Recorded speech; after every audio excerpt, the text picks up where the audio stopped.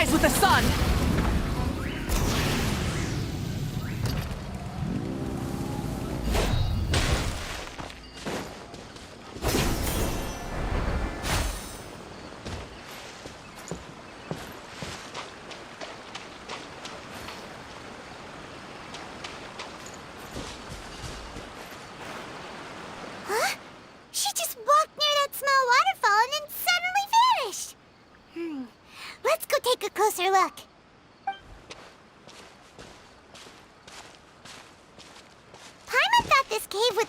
A village or something, but it looks like that's not the case. Look, she's sitting over there. Wait, she couldn't possibly be living here, could she? What should we do now? Do we try asking her for directions again? All right then. It's not like we have anyone else we can ask.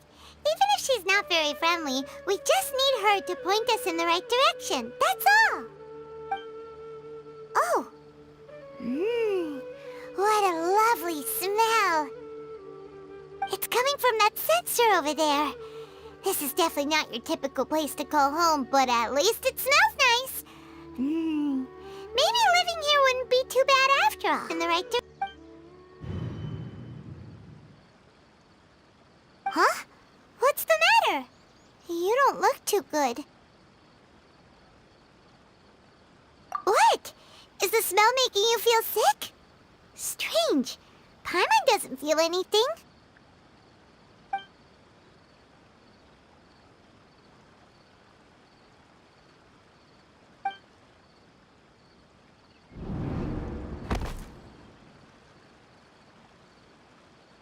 What's happening? Traveler? This is no time for a nap. Oh, come on, wake up.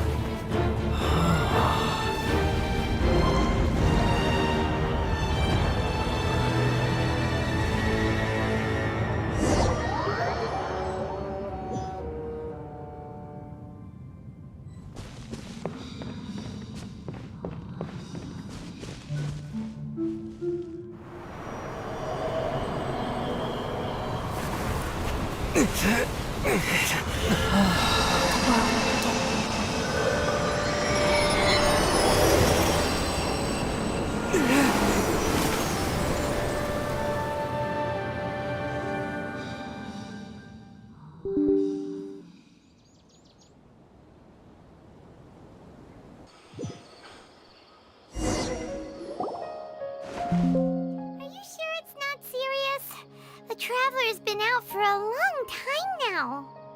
Yes, you can relax. Believe me, Master is extremely knowledgeable. If he says that he's going to be alright, then there's absolutely nothing to worry about.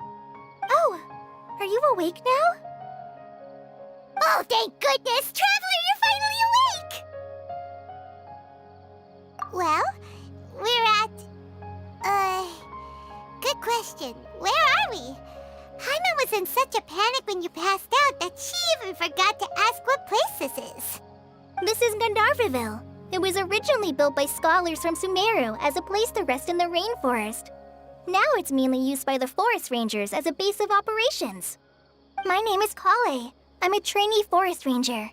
My master and I found you passed out during our patrol, so we brought you here. Oh, no things are necessary. I didn't do anything, really. By the way, how are you feeling now? Any discomfort? Oh, that's Master's herbal medicine you're tasting. He gave you some while you were unconscious. Before I forget, Master mentioned you should take more medicine once you wake up.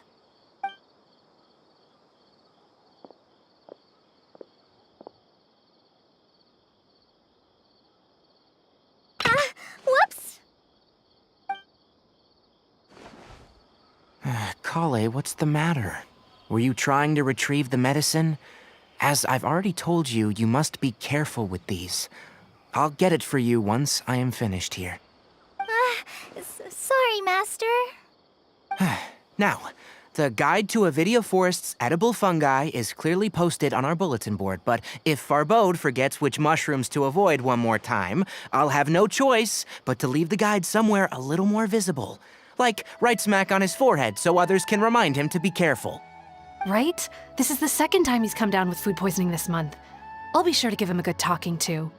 Yes, please do. If, on the off chance, Farbode simply enjoys having little imaginary fairies dance before his eyes, then we'll just let him be. But the next time he requires any of our medicine, be sure to charge him accordingly.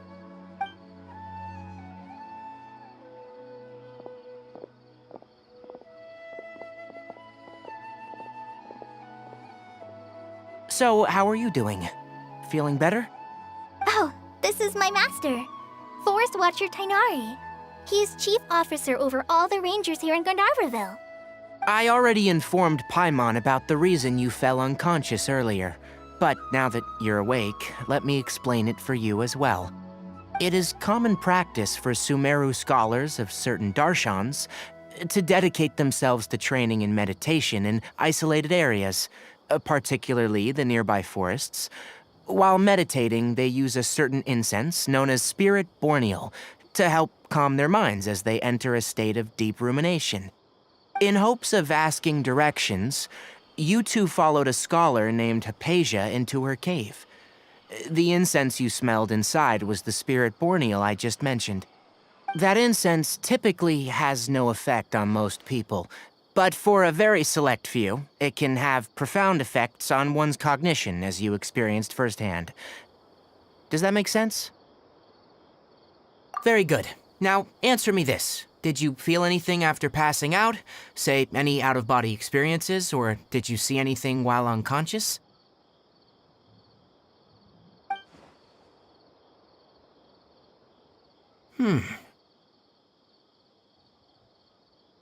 Kale, let the others know to stop bringing their patrol logs here for now. Huh? Why? Because these two will be staying here for the next few days. They can have my room and I'll bunk with Amir. Now get a move on and be sure to do as I've said. Yes, Master Tighnari.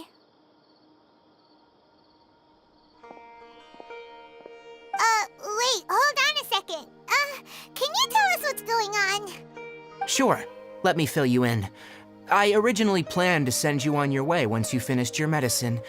However, it appears now that you should stay a while longer in Gandaravville for further observation while you recuperate. Further observation? No need to be hasty. As long as you have the capacity to judge between right and wrong, I promise that you'll understand the gravity of the situation once I explain everything to you. Based on what you saw after smelling the incense and losing consciousness, we can conclude that you experienced a powerful hallucination, which suggests your mental state is not in the best of shape. If you're skeptical, have a whiff of this. Ooh, are you okay? You're experiencing a similar sensation as when you passed out, aren't you? So even though your condition is stable as of now, if I were to haphazardly let you leave, it's highly likely that you'd suddenly pass out again somewhere else. The rainforest is home to many fierce animals and hazardous areas. If something were to happen to you again, I'm afraid you might not be so lucky. For now, I suggest you continue taking your medicine each day and avoid wandering off on your own, at least until you stop having adverse reactions to this kind of smell. Okay? Good. Now, continue resting while I fire up another bowl of medicine for you. Seriously? We just arrived in Sumeru and we're already having problems left and right! Paimon knows we're set on meeting Lesser Lord Kusanali as soon as possible, but you really don't look too good. It'd probably be best to let you recover first. Hey! Are you even listening to Paimon? Paimon's over over here worrying about you, you know. What's weird? You mean how you're feeling now? You mean the vision of tree roots and red skies you saw? But if those weren't hallucinations, what could they be?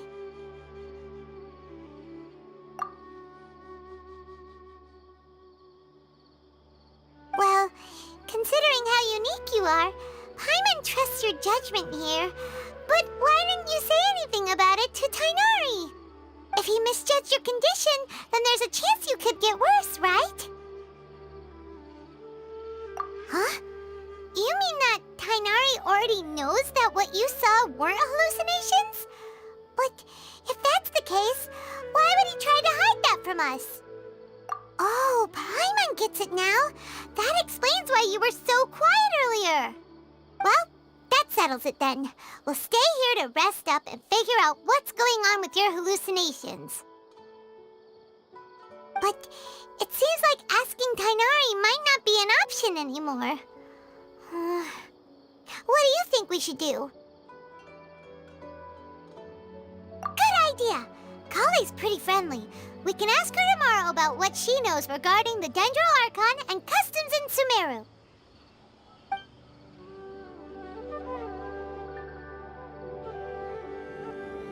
Rise and shine! Come on, it's time to go find Kale!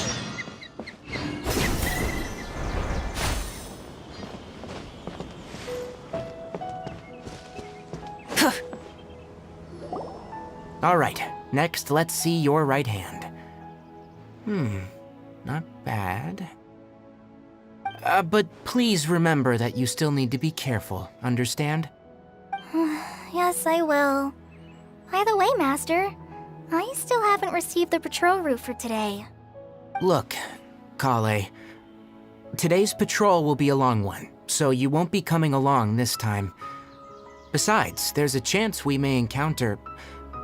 well, you understand. But I have a vision too!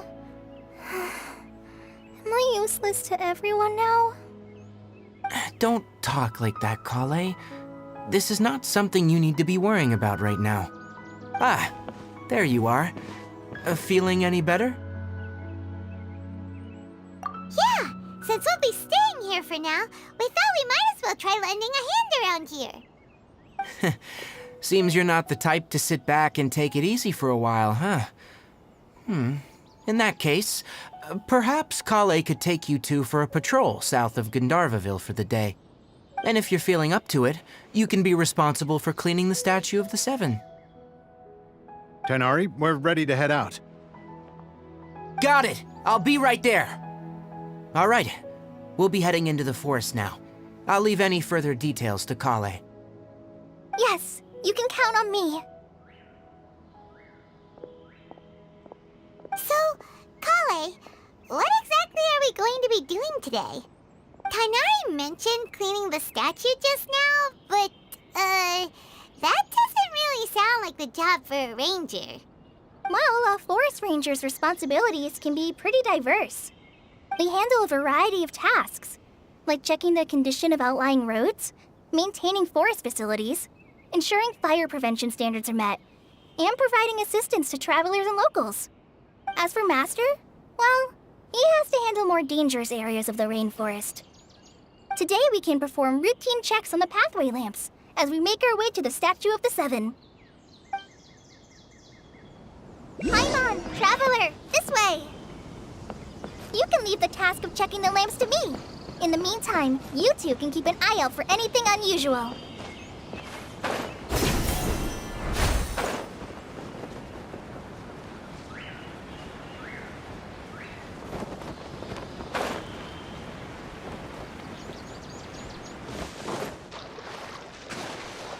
Light it up!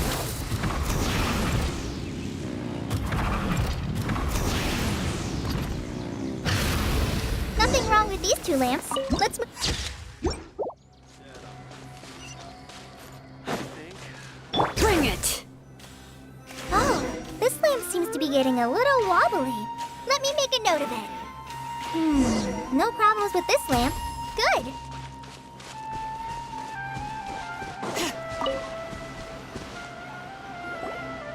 statue of the Seven is up on top of that large rock formation. You must have seen it when you came down this road before. It's pretty high up there, isn't it? Don't worry. If you're afraid you can't make it up there, I'm sure Master wouldn't mind if you don't clean the statue. Oh? I guess I'll leave it up to you then.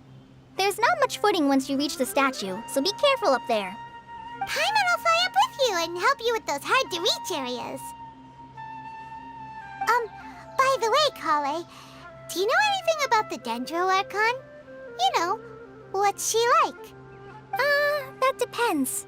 Are you referring to Greater Lord Rukkhadevata or Lesser Lord Kusanali? Huh? Greater Lord Rukkhadevata?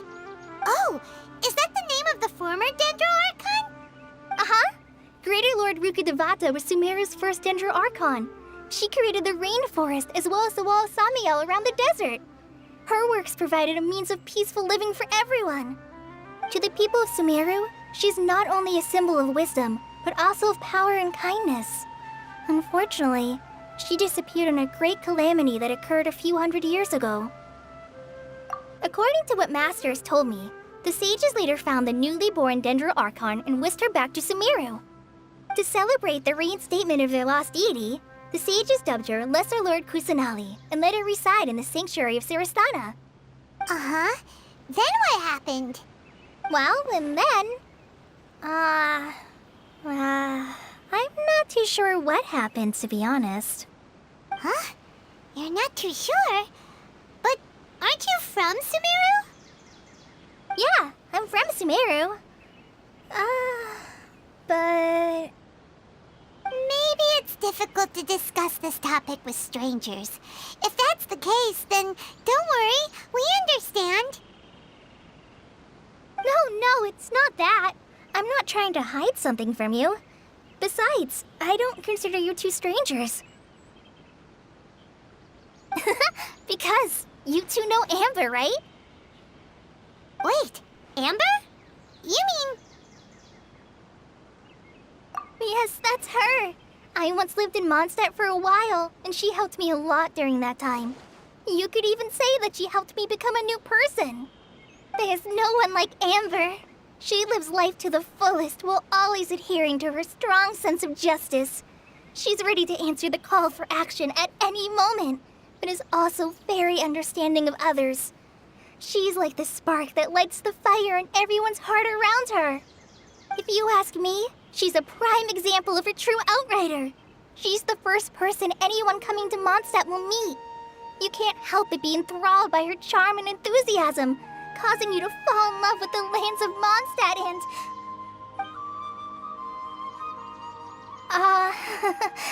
sorry.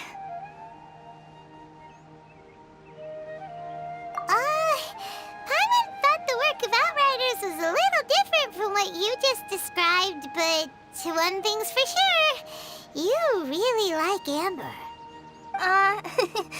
Sorry. I was rambling on just now. It must have sounded kind of weird. It's alright, Kale. Knowing that you're a friend of Amber somehow makes Paimon suddenly feel a lot closer to you. So, how do you know that we've met Amber? Well, after I returned to Sumeru, Amber and I have stayed in touch by writing each other letters. In one letter, she mentioned that Mondstadt was attacked by a fearsome dragon, but the city was saved by a mysterious blonde traveler and their floating companion. I knew you two were the ones she mentioned in the letter the moment I saw you. But, considering everything you've been through that day, I thought it'd be inappropriate to bring it up. So that's how you knew. Yep, so please know that you two have my complete trust, really. I wish I could tell you more about the Dendro Archon, but I have been away from Sumeru for some time, and I haven't read any books. Sorry. That's alright. You've already helped us a lot. We had never even heard of Greater Lord Rukkhadevata or the Sanctuary of Sarastana until you mentioned them. Oh, I'm happy that was helpful. There is one thing I want to ask, though. Why do you two want to know about the Dendro Archon?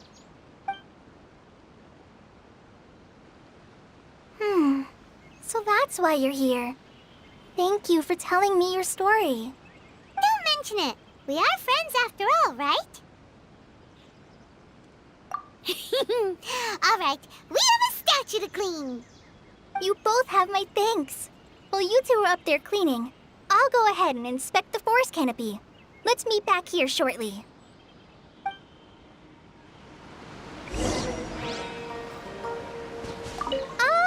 I'm not a very good climber, so I'll just let you handle the statue.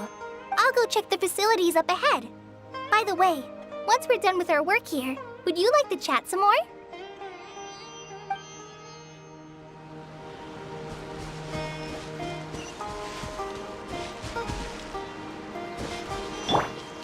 Burn it down!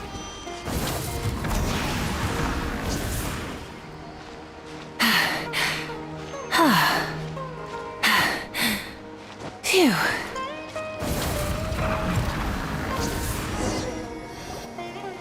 Huh. Now that Paimon looks at it, the deity that's carved on the statue is kinda small. Do you think she's supposed to be Greater Lord Rukkhadevata or Lesser Lord Kusanali? The name does seem to fit the statue somehow. Well, anyway, we'll have to figure that out later. Let's get started on cleaning the statue. Paimon will fly up and take care of the top, and you clean everything below.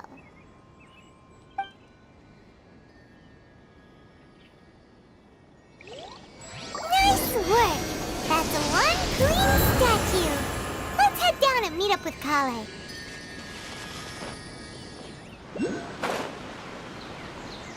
Kale,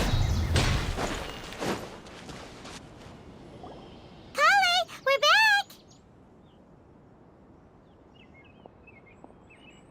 Welcome back! You must be tired after all that climbing.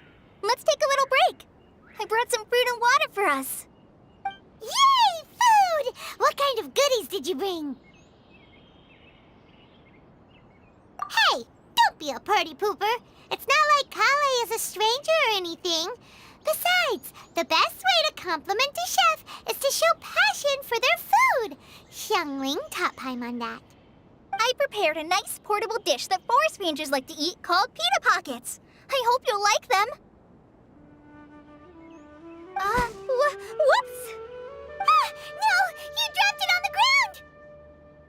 Not to worry. I wrapped a few layers of oiled paper around each pita. They should be fine. Oh, whew. Paimon nearly had a heart attack there.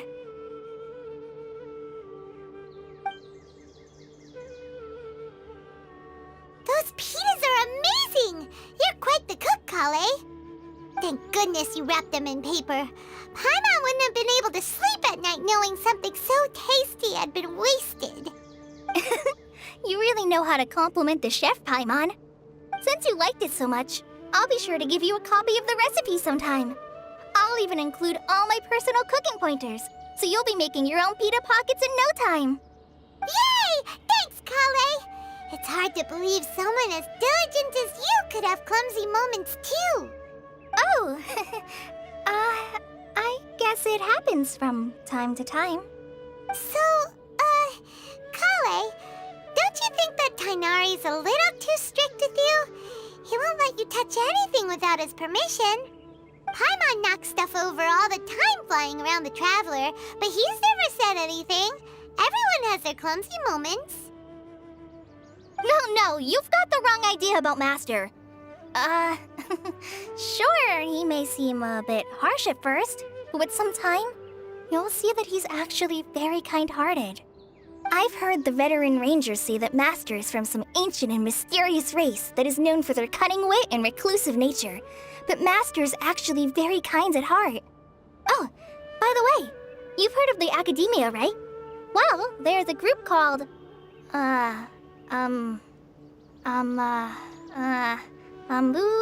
something?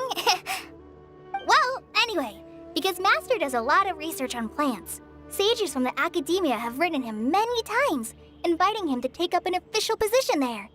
But Master declines their offers every time, saying, Sumeru City is too noisy. It'd be bad for my ears. Seems you already know him well. Anyway, I'm sure the sages were not happy about his responses. Master could obviously have a bright future in the academia, but he insists on sticking to the path of a forest watcher. Every day he helps the locals of the forest and passes on his extensive knowledge to trainees like me. In fact, Master's the one who taught me how to make pita pockets. Really? Paimon would have never guessed that. Oh, speaking of Tighnari, he was the one who took care of you after finding you passed out yesterday. He even carried you all the way here. Paimon's still kinda upset, though. He kept scolding Paimon the entire way here. Oh no, I'm sorry. Master might have been overreacting a little. But, it's mostly because Paimon wouldn't stop yelling, "Why, oh why? Is he going to die?" It probably started to get under Master's skin after a while. Hey! Don't laugh! Paimon was genuinely concerned about you.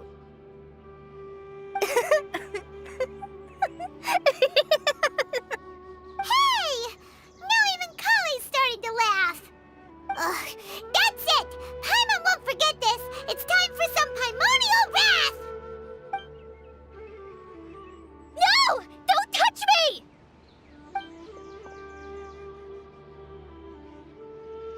Oh, sorry, Kale. Paimon didn't mean to scare you. No, I just... I didn't mean that. Kale, are you okay? What's the matter? No, I'm... I'm fine. I'm sorry. I must have startled you both reacting like that. Oh, well, it's getting late now. Let's hurry back to Gandaravville. I think Master and the others should be back by now, too. Huh? What was up with Kale just now? And why is she in such a hurry all of a sudden? Look, she's practically running back. Paimon can't even see her now.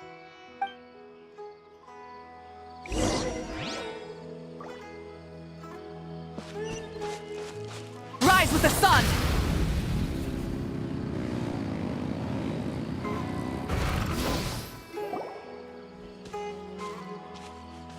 Ah, Traveler. You've returned. Yep, we're back. Have you seen Kale by any chance? Oh, Kale? Yes, I saw her go into her room just a moment ago. Oh, okay. Guess we'll just have to wait and talk to her tomorrow then.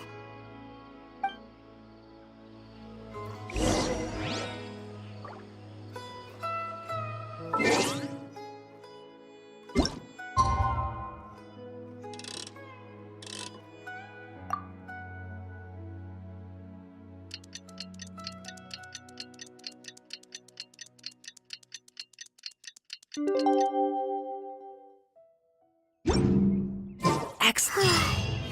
Paimon was thinking all night about what happened with Kale, and still can't figure out what the problem might be. Maybe she's in a better mood now. Let's go check on her. Ah, it's you two. I was just about to go look for you. Huh? Tighnari? What are you doing here? Where's Kale? I came to check on Kale's condition. To put it simply, she's not well. You mean she's sick? How could she be... Oh, wait a minute. Could it be because of what Paimon did yesterday? No need to worry. Something as small as you could never harm her. This sickness is something that Kale has been dealing with for some time. Kale has been more excited than usual since you two arrived. A little too much so, to be honest. She hasn't remembered to take care of herself. I suppose it's understandable, though. She hasn't been around anyone she considered a friend for some time now. It must have been refreshing for her to have you two here. So, Tighnari, what's really wrong with Kale? Let's take this conversation elsewhere. Kale just fell asleep after taking her medicine. She needs some peace and quiet.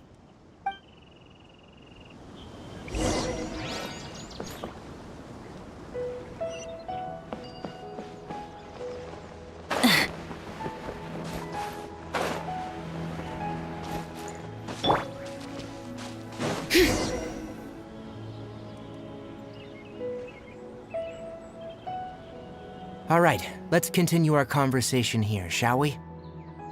To be honest, I hadn't realized you were that honorary knight from Mondstadt until Kale told me just now. I've also heard all about your deeds in Liyue and Inazuma. So just to clarify, what I'm about to tell you about Kale is not because of who you are or your past feats. Instead, I am going to tell you because Kale asked me to.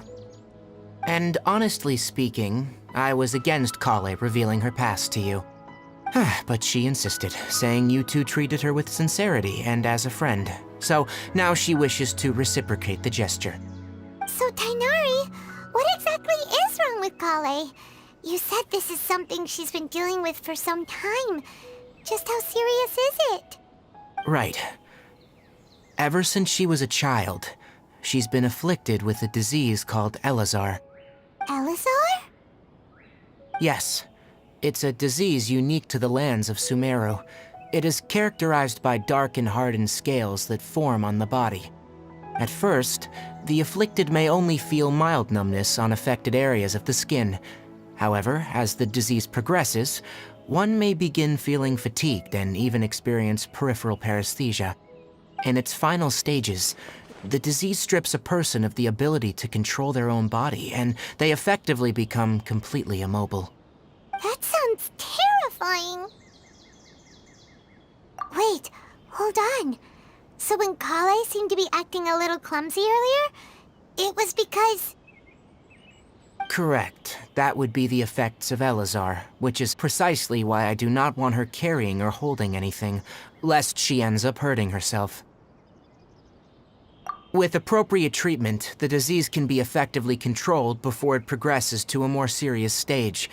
However, there is unfortunately still no true cure for Eleazar. Nevertheless, Kale's mother still hoped that there was something out there. She handed Kale over to an organization known as the Fatui after one of their members lied and said they had a cure. What? The Fatui? It appears you already are familiar with them. That'll save me some explanation. Anyway, the person who eventually rescued Kale and brought her to me for care said that she had been given to a harbinger known as the Doctor. I have no idea how this doctor managed to do it, but her case of Eleazar was completely stable for all the years that Kale was with them. However, Kale's days with the Fatui were anything but pleasant. Kale is a resilient individual and always tries to appear cheerful, but her experience with the Fatui has left deep scars. Even now, she can still feel deathly afraid of someone touching her.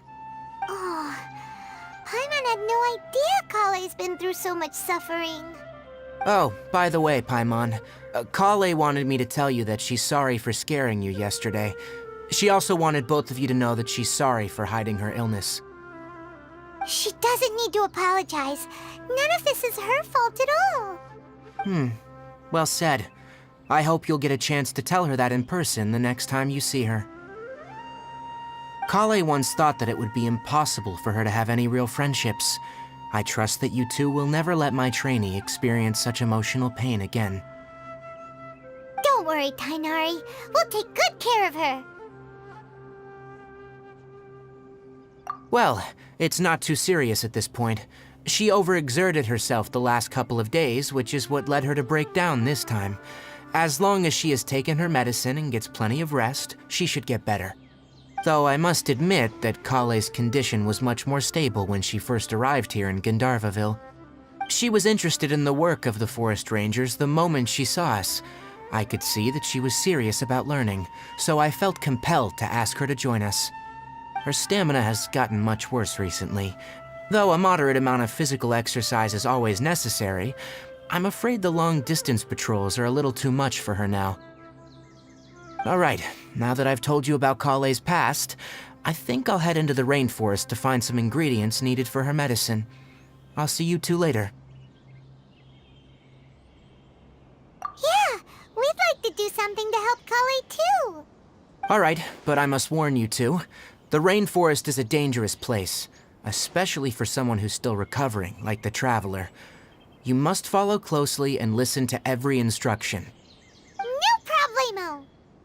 Let's go then. We'll be looking for a plant known as the Nilotpala lotus. It's often used to help those afflicted with Eleazar recover their energy. Hey, Tighnari? Where exactly are we going to find this plant? Nilotpala lotuses can be found all over the rainforest, but it often grows right here around Gandaravville. Given the name, it sounds like we should be looking for it in the water. You are correct. The Nilotpala lotus grows in the water. When fully matured, they look like giant blue flowers floating on the water's surface. Quite an attractive species, if you ask me. The large petals are actually the plant's leaves and sepals, which surround a very small flower.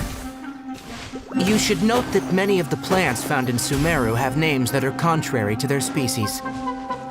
Take the Cowpelata, for example. The plant is not a lotus at all, but rather a vine. And then there's the Sumeru rose, which is not a rose, and is completely contrary to its name.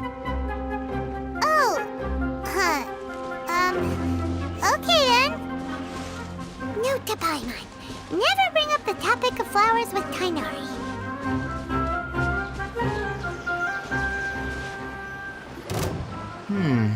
There should be Nilotpala lotuses growing somewhere in this area.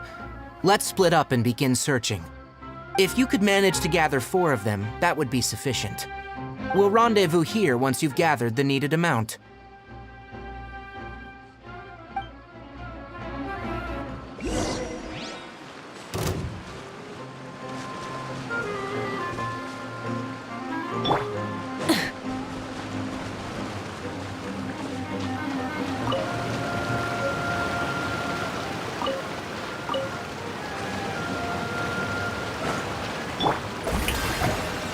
Alright, we've gathered enough Nilotpala lotuses.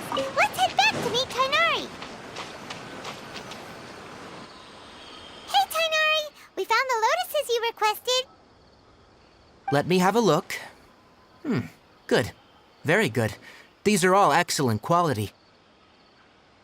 I'm glad you two came along. Your exploration experience helped save me a lot of time here. It seems we even have enough time to stock up on other things I need. Hey, Tighnari! Oh, Tighnari! Someone's calling your name. They're dressed like a forest ranger. Ah, yes, that's Amir and the others. But didn't they just set off not too long ago? What are they doing back so early? Let's go find out what's going on.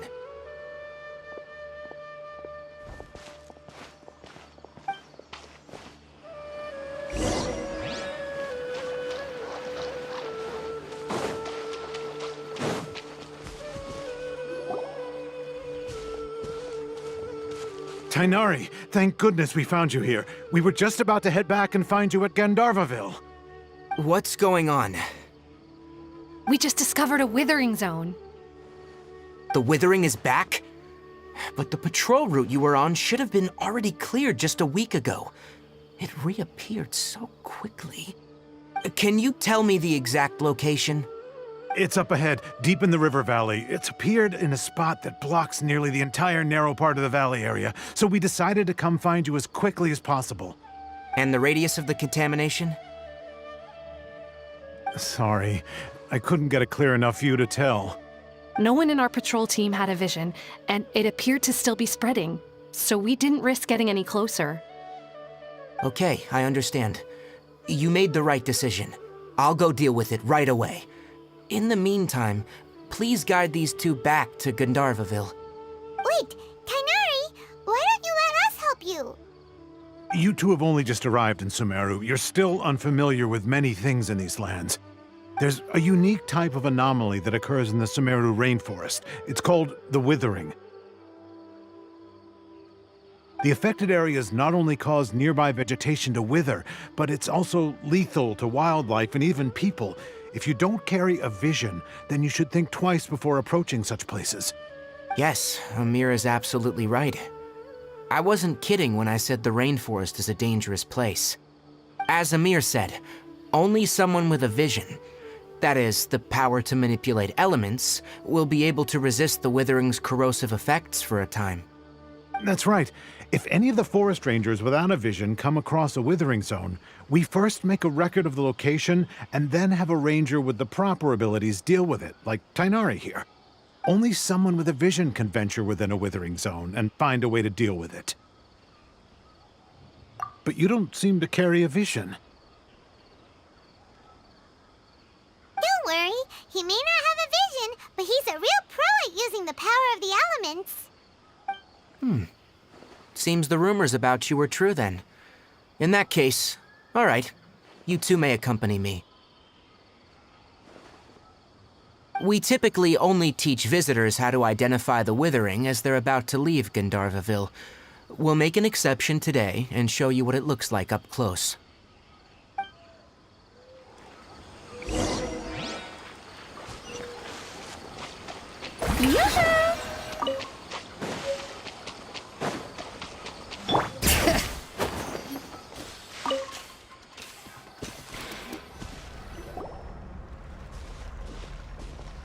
Stop. Don't move any further. Look there, in the distance. Huh? Where? Oh, look! Those plants have withered! That whole area is kinda gloomy. Even the air looks like it's filled with ash. Oh, Paimon doesn't like the look of this. That is the Withering. All right, Traveler. We're gonna have to enter that Withering zone. Once inside, we'll need to look for what we call tumors of the Withering. If we eliminate those, then the area will be saved.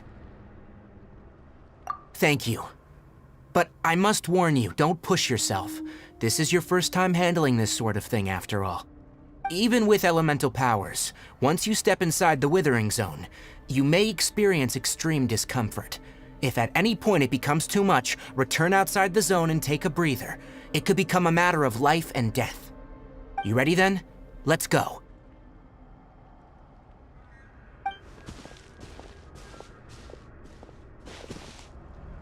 First, we must locate any branches sustaining the Withering zone.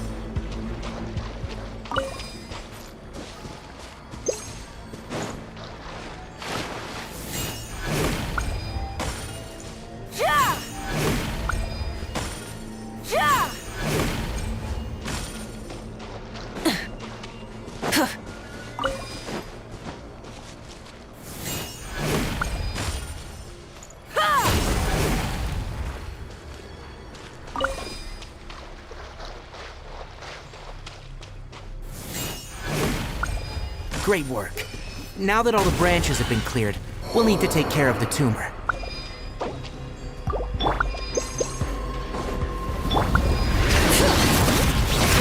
Let the mountain's veins boil! This is where you fall. Now, destroy the tumor of the Withering.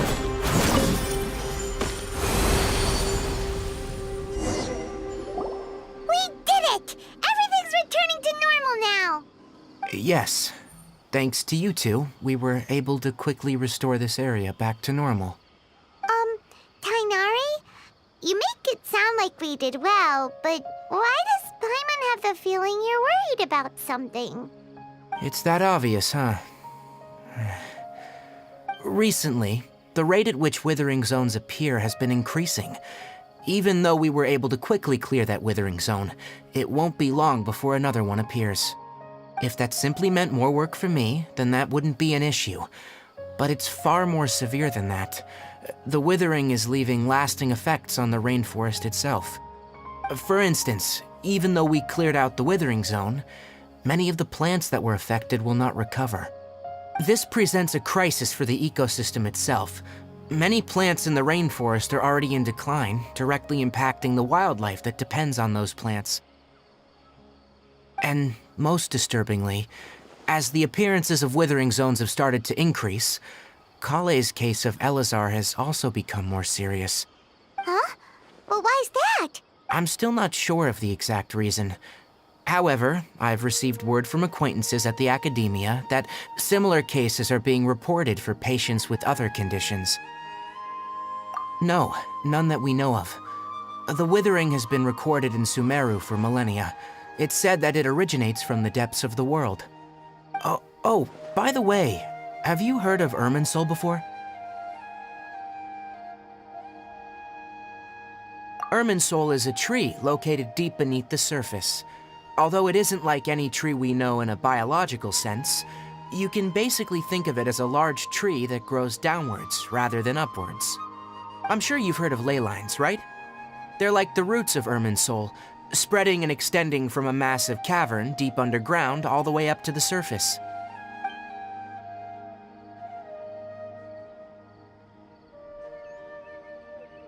Ley lines continually absorb the memories of this world, which are then funneled into Irminsul, allowing it to collect knowledge and wisdom from ancient times to present day. The Dendro Archon is known as the god of wisdom because her consciousness is directly connected to it. It is also said that the Dendro Archon's power is a manifestation of Irminsul. And as for the Withering, its emergence is related to a disease that's affecting it. That's right. My ancestors learned of this from Greater Lord Rukkhadevata's familiars a long time ago, but even those mysterious creatures did not know of a cure for Irminsul. I'm afraid we Rangers will be battling the Withering Zones here for a long time. All right, that's enough on this topic for the time being. Now that we've taken care of things here, it's time for us to head back to Gandaravville.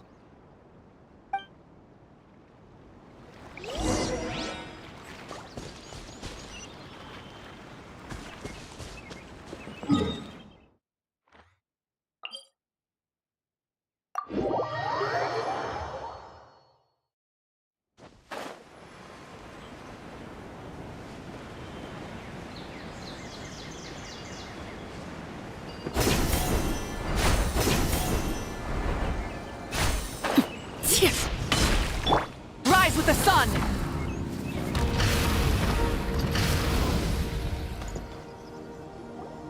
Oh, Tighnari, you all made it back. How did it go? The Withering Zone you reported has been taken care of. No need to worry. Huh? Wait, is that? Oh no, Haypasia!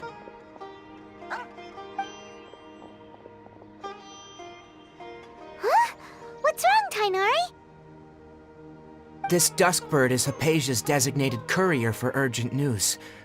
You do remember her, don't you? She's the scholar you and Paimon were following when you first arrived in Sumeru. Oh, her? How could we forget? So did something happen? Let me see what's written in the letter first. So what's it say? And what's with that weird expression on your face? Just let Paimon read it. Huh? All Paimon sees are 3 squiggly lines. Yes, allow me to explain. After we brought you from Haypasia's cave to Gandaravville, Haypasia resumed her meditation. She must have just finished. It's been nearly 3 days since she's had anything to eat, and it appears she's forgotten to prepare some rations. This letter is her asking us for help. We need to go. What? You mean she's been sitting there for 3 days? Hey, wait,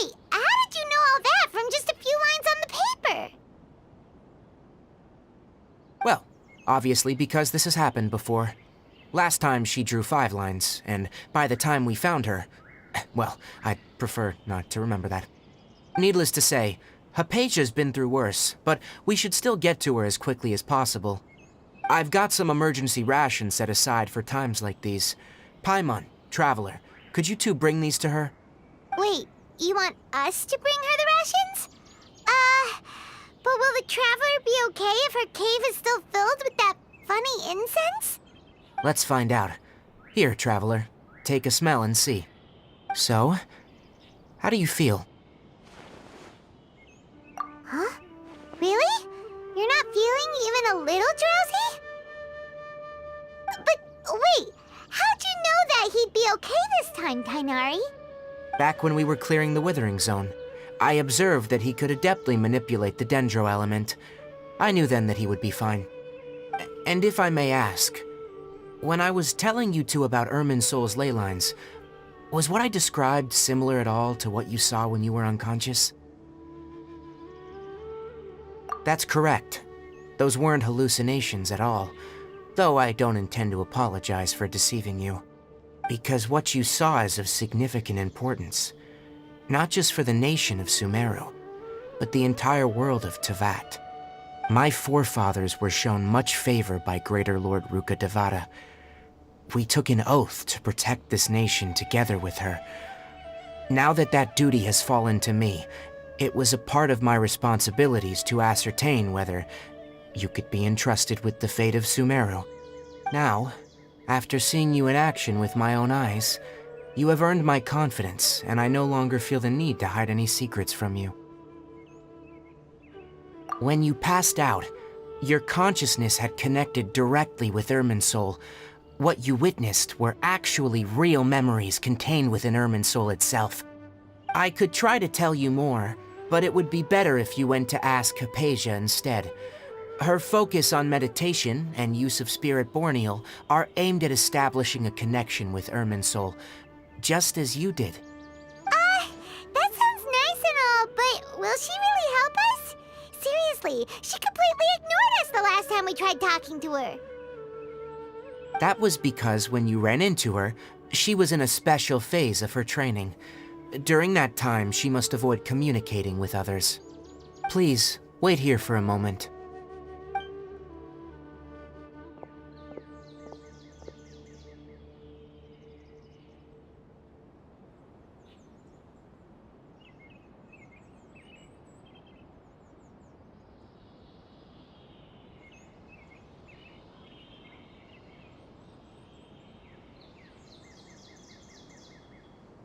Here, take these.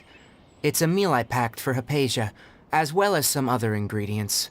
I'm sure it'll come in handy. Also, here's a letter that I would like you to give to her. Just show it to her, and she'll answer any questions you may have. No, I should be the one thanking you. You've both been a great help these last few days.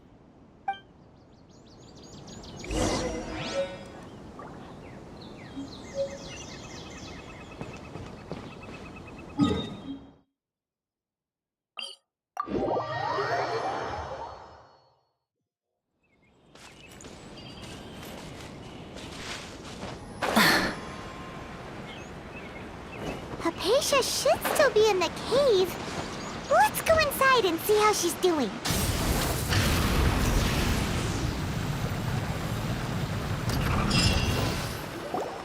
Hello? Haypasia? Hey, there's nobody here. Maybe she went out to look for some food. Let's try looking around the area.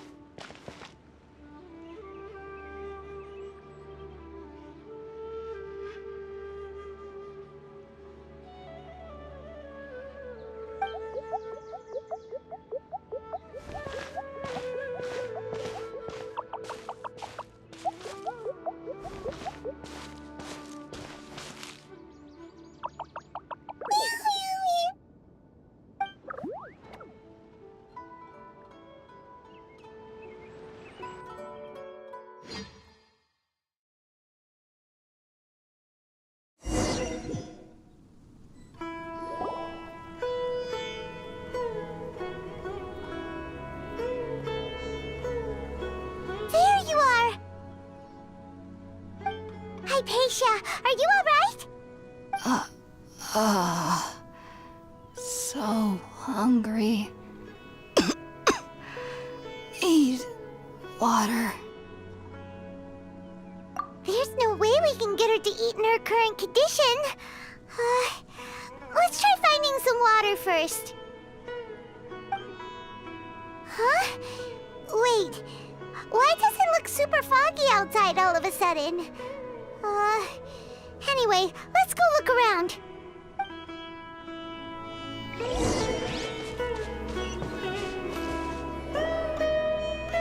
Huh? How'd things out here end up looking like this? What happened? And where are we?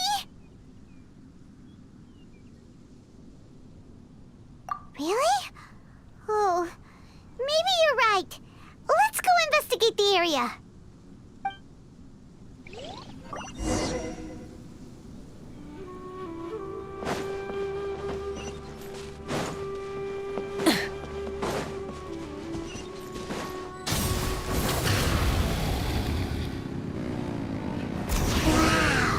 This place is huge! Paimon knew there's something off about that cave. Let's think of a way to get over there and have a closer look. Who knows? Maybe we'll find a lead of some kind.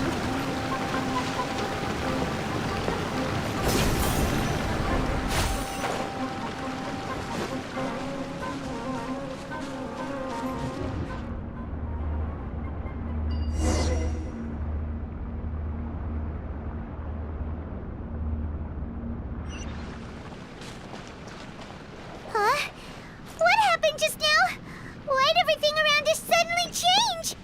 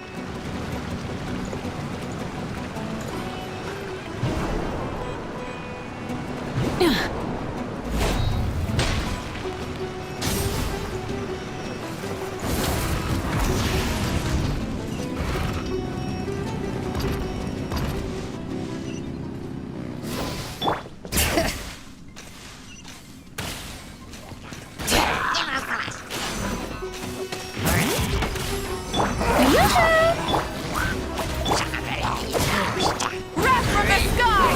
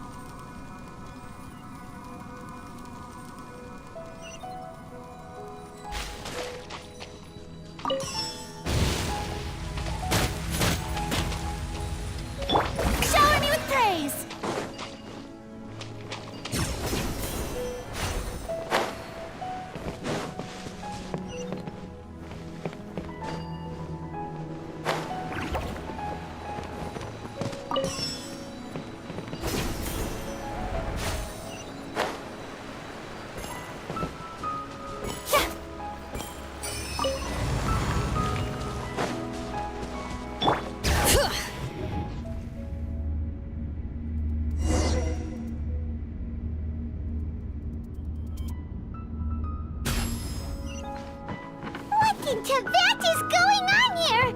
This place is getting weirder by the minute! Hey! What's the matter? You don't look so good!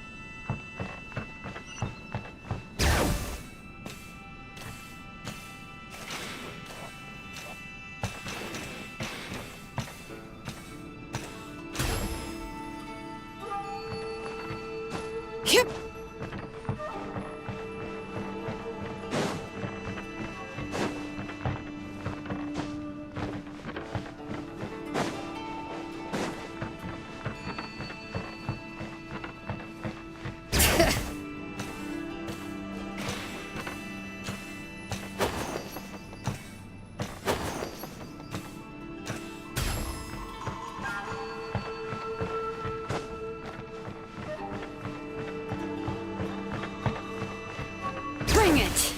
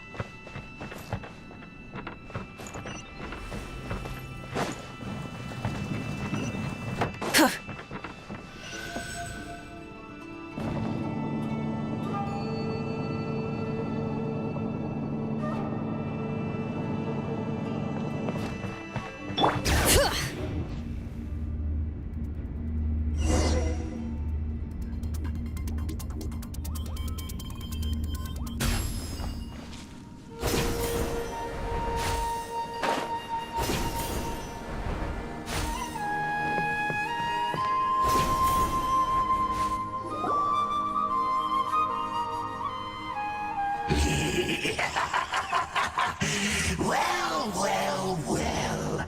Looks like we meet again, traveler. The Abyss Herald! What are you planning to do in this strange place? Strange place. Plotting. You needn't worry about such things. They don't concern you.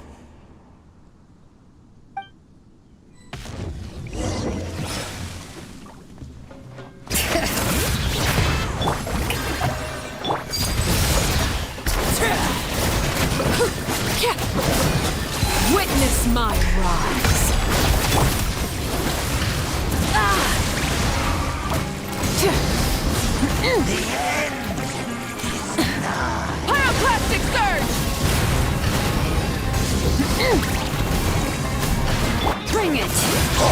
Hear the echoes of the valley! Rise with the sun!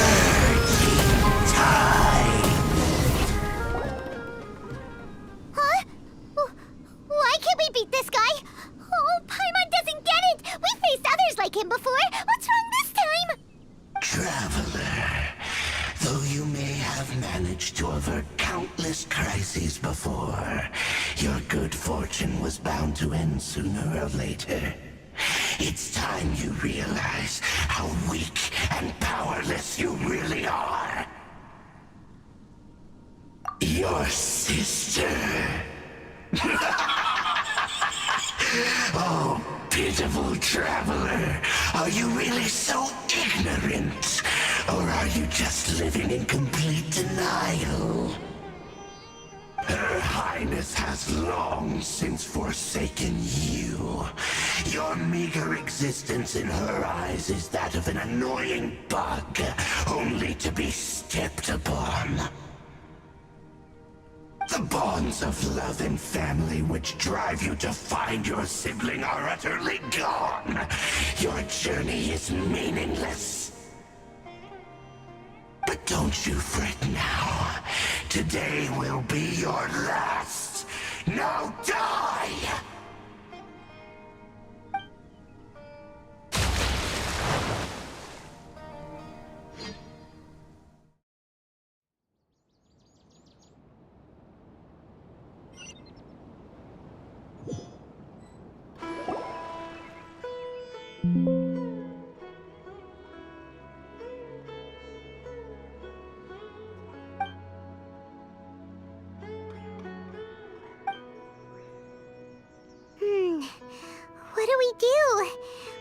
seen Haypasia anywhere out here. Oh, there she is! Quick, let's see how she's doing. Ah, so sweet. Well, the good news is that she's still conscious. Hey, why'd you drop her food on the floor like that?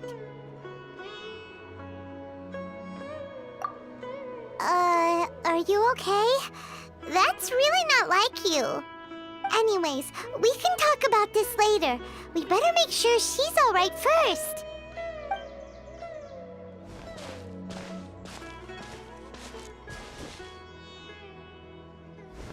Whoa!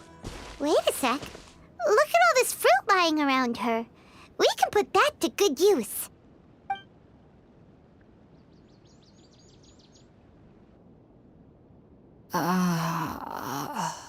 Who is there?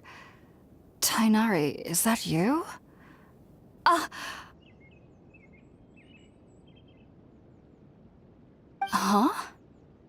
It's okay. You can relax, Haypasia. Tighnari sent us here to bring you some food and water. Here, we have a letter that he asked us to give you.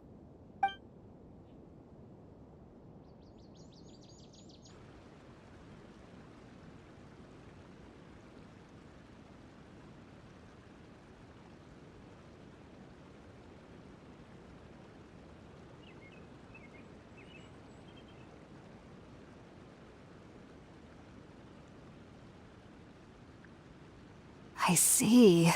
So, you're friends of Tighnari. I apologize for all the trouble I've caused you. I'm grateful that you came so quickly to save me. You even brought all this fruit. Well, actually, we didn't bring the fruit. It was already here when we arrived. We were kind of wondering about that, actually. When we found you here, there was all this fruit lying around and even some juice dripping from your lips. How did you end up like this anyway? Oh, really? I seem to understand now. All the fruit was likely from my, neighbor. Must have come by and saw me like this. Your neighbor? You mean there's someone else living nearby? Oh? So you're able to see them too?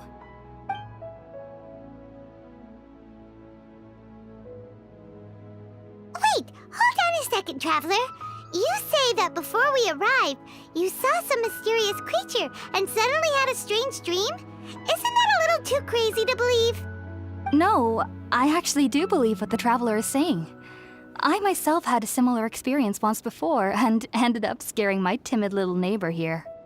You needn't worry. They mean you no harm. They only dragged you into the dream because they hoped to buy themselves a little time in order to scurry away. So, Haypasia, just what kind of creature is your neighbor exactly? I'm not sure what it's called, to be honest. But I do know that they have some sort of deeper connection with the Dendro Archon. I know this because the first time I saw them was also the exact day my consciousness was able to form a connection with Irminsul. Even after I opened my eyes and stopped meditating, my heart was still pounding, and my mind was racing with all the knowledge that I had touched. And at that very moment, I suddenly noticed a small figure at the opening of the cave. In my curiosity, I began to walk over to the creature. They must have already been used to me living in the cave, because they didn't seem to mind me approaching them. They just kept doing whatever they were up to. It wasn't until I crouched down next to them that they suddenly realized that I could see them. Oh! And then? And then I had a dream. By the time I came to, they were nowhere to be seen. I was convinced they'd never show up again. But sure enough, I saw them nearby a few days later. And they weren't alone. I feel like they aren't as afraid of me as the first time I approached them. But I never would have expected them to save me. Yes, no doubt about that. By the way, Tighnari mentioned in his letter that you had questions for me regarding Irminsul.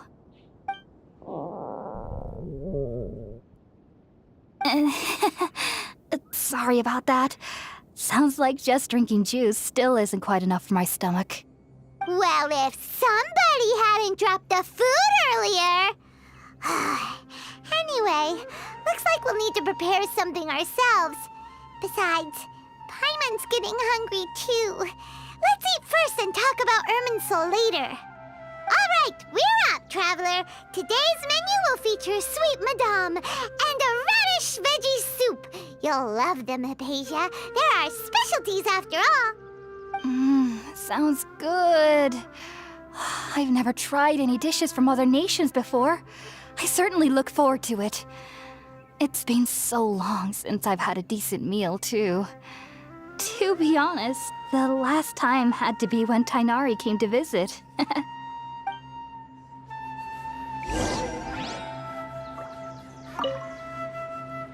Are you already finished cooking? Smells delectable. I'm truly thankful whenever I can enjoy a proper meal like this. Cooking really isn't my forte.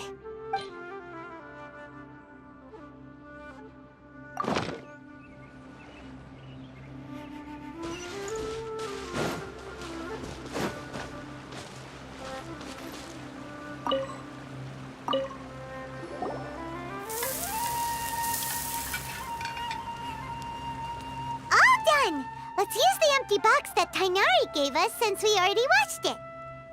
Oh, it smells amazing! And the box is a nice touch, too! Let's go serve this up and start eating with Haypasia!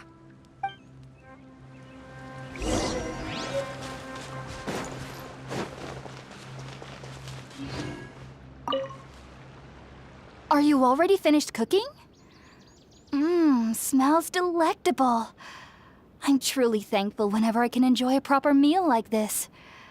Cooking really isn't my forte.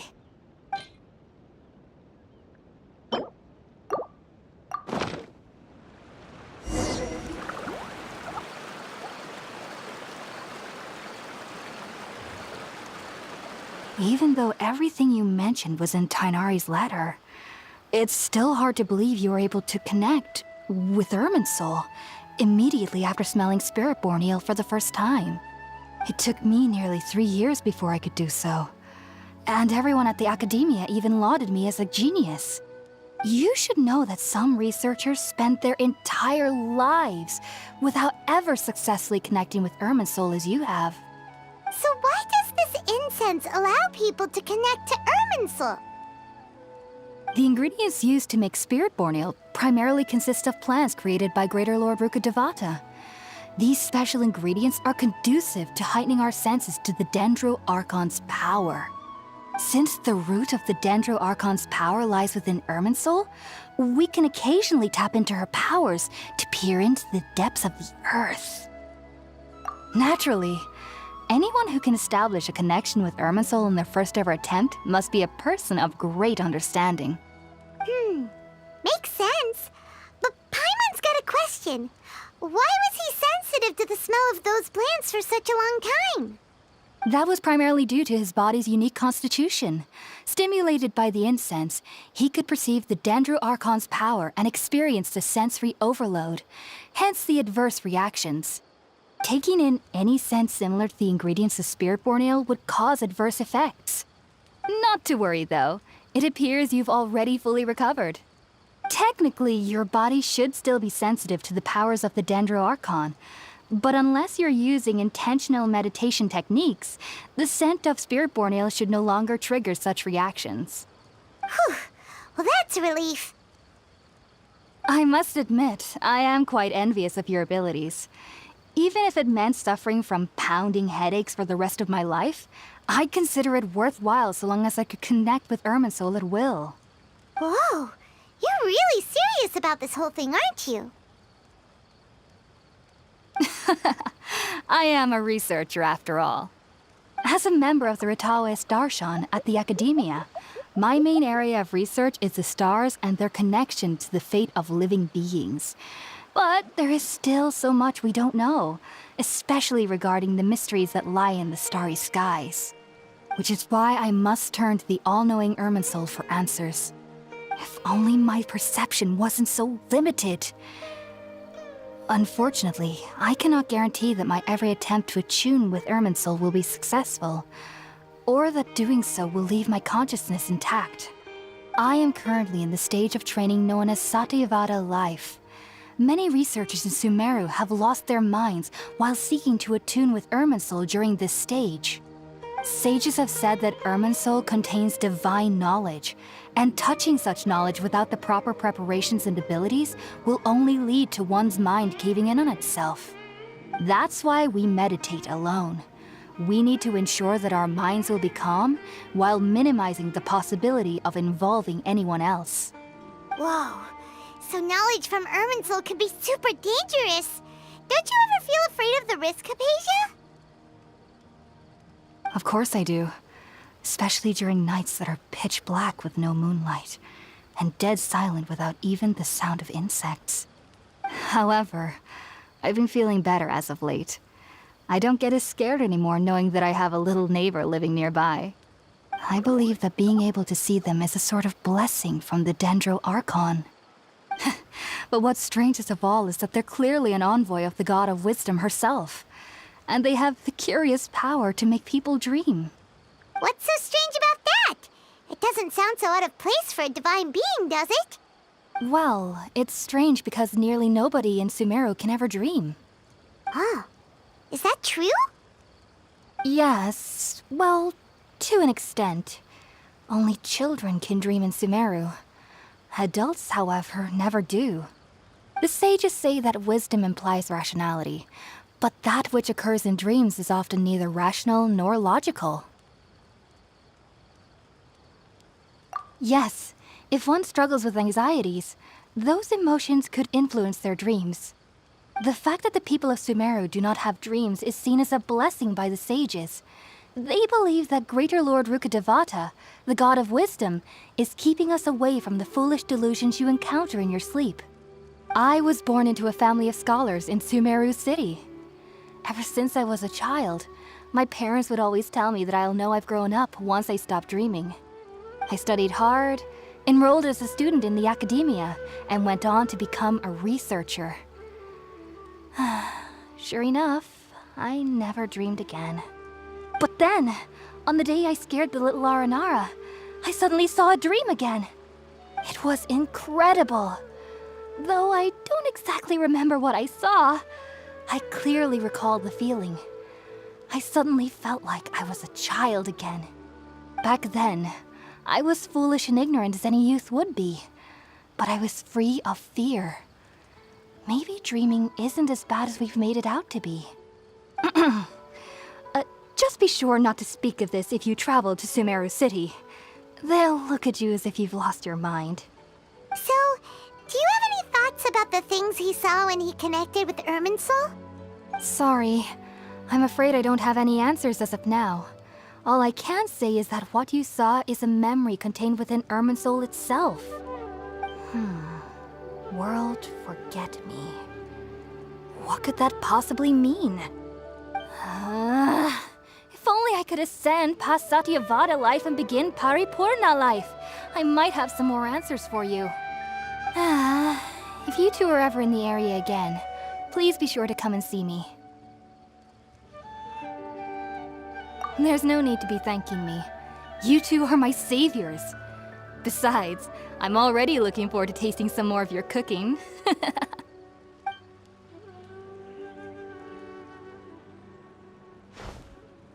Now that we know Haypasia is alright and had the chance to ask her some questions, Paimon thinks it's about time to head back to Gandaravville.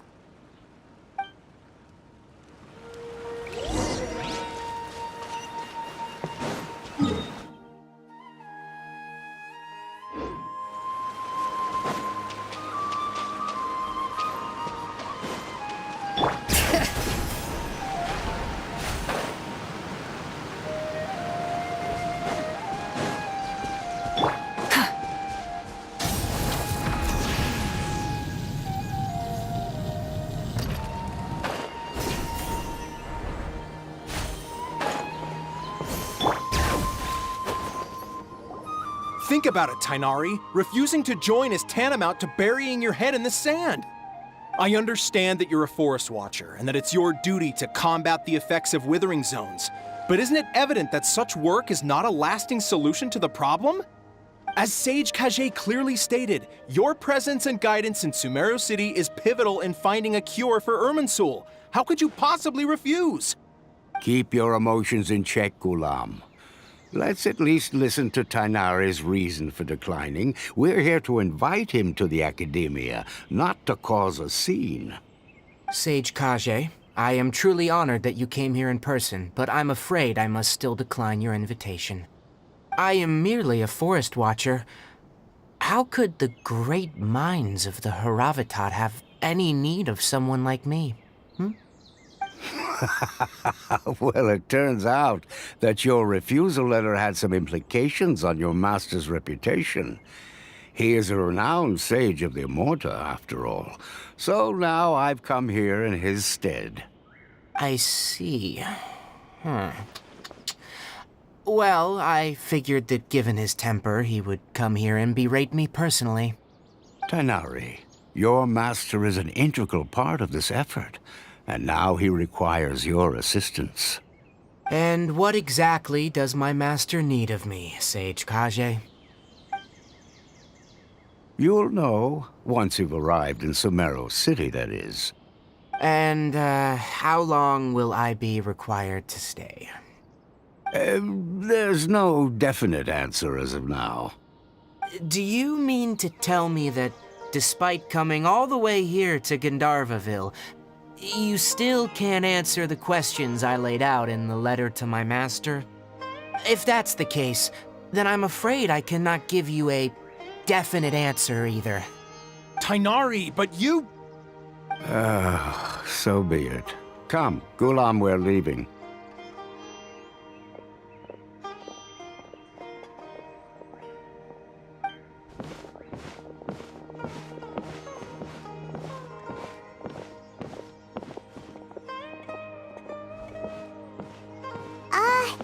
Tighnari, what was that all about? It's nothing. Some people from the Academia wanted me to go to Sumeru City to assist them with a project, but I had to refuse on account of all my responsibilities here. But all that can wait. How did things go with Haypasia? It was quite the eventful trip, but the main thing is that she's safe and sound. She answered a bunch of questions for us, too. Very good. Now that the Traveler has made a full recovery, there shouldn't be any reason for you to tarry here longer. I assume you will be heading to Sumeru City, correct? That's right! We want to meet Lesser Lord Kusanal Vice. Do you have any idea on how we can find her? Sorry, I'm afraid I don't have any advice for you there.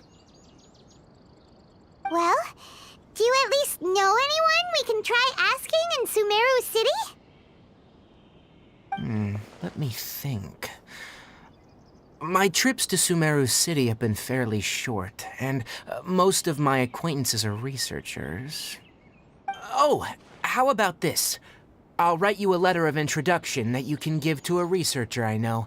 He's from the Immorta Darshan and is adept at gathering information. Asking him might prove worthwhile. Also, when you enter Sumeru City, you'll probably end up receiving something like this item here. I'm not sure if it will ever come in handy for you, but maybe you can give it a try. Oh? What is it? It's called an Akasha Terminal. It's a tool produced by the Academia that utilizes the legacy of Greater Lord Rukkhadevata. Some say that this item is the very basis of Sumeru's reputation as the City of Wisdom. Needless to say, this device and its usage fall under the Academia's expertise, so I'll leave it to them to show you how to use it. Great! Next up, Sumeru City! But wait, before that... That's right! Tighnari, we have something important to say to Kale before we leave. Is she doing better now? Yes, she's doing much better. After being confined to her bed all this time, I thought a little walk would do her some good. Last I saw her, she was taking the path towards the North Crossing. She knew you two would be leaving soon, so she must have wanted to see you off. Thanks, Tighnari. All right, let's go! Farewell, and good luck to you both.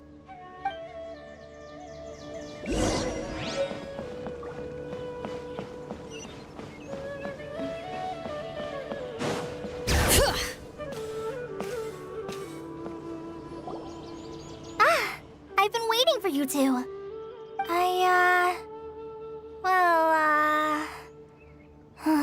Never mind. I guess I should just wish you two a safe and successful journey. Thanks for waiting here just to see us off, Kale. We're headed to Sumeru City. Don't worry about me. I can take care of myself. My condition won't be getting in the way of my duties. I want to be a forest ranger after all. It's up to me and the others to protect the rainforest here. And, I'm sorry. I should have told you both about my condition when we first met. I just wanted you two to treat me as a normal friend, not some girl that needs your sympathy.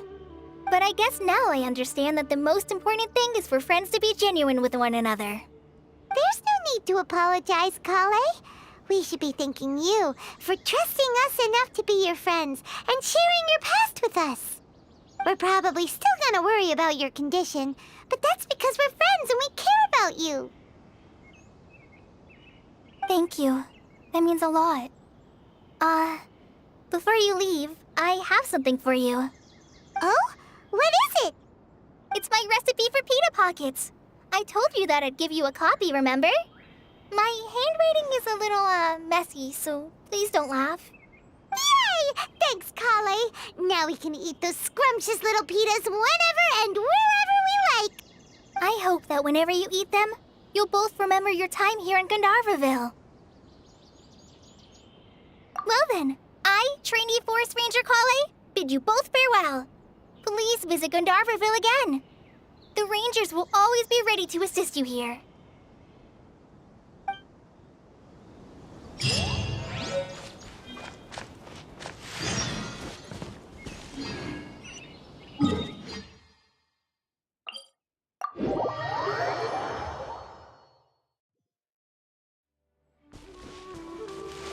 Bring it!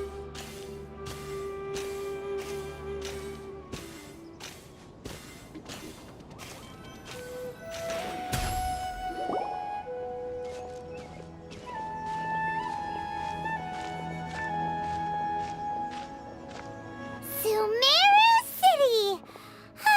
We finally made it. Oh, did you see that? When those people entered the city, something on their heads lit up. One moment, please, you two. It appears this is your first time visiting Sumeru City. Oh, yeah, that's right. But how did you know that? Because there's currently no information on either of you in the Akasha. But no need to worry, that won't prevent you from entering the city. In fact, the Academia conveniently provides each traveler to Sumeru City with a device. Perhaps you two have heard of the Akasha before. It's our beloved Greater Lord Rukkhadevata's lasting legacy, a treasure trove of collected knowledge. After centuries of tireless research on the Akasha, the Academia created one of its most ingenious inventions, the Akasha Terminal. As long as you are within Sumeru's borders, you may use an Akasha terminal to connect directly to the Akasha and access any knowledge you need. I should mention that due to technical limitations, the operation of Akasha terminals will be much smoother and more effective in large cities such as Sumeru City and Port Ormos. Oh, so this is the thing that Tighnari was telling us about. It sounds pretty amazing. You two are quite fortunate. Until recently, it was standard practice to only issue Akasha terminals to outlanders who spent an extended amount of time in Sumeru. However, this policy was recently changed, and now all travelers are issued one upon arrival. Here are your Akasha terminals. Please handle them with care. It kinda looks like a leaf. To activate it, simply hold it in your hand and say the following phrase to yourself. May the mighty God bless us with their voice of wisdom. Oh, since this little doodad lets you access knowledge, maybe we can use it to find a way to meet Lesser Lord Kusanali. Let's give it a try. May the mighty God bless us with their voice of wisdom.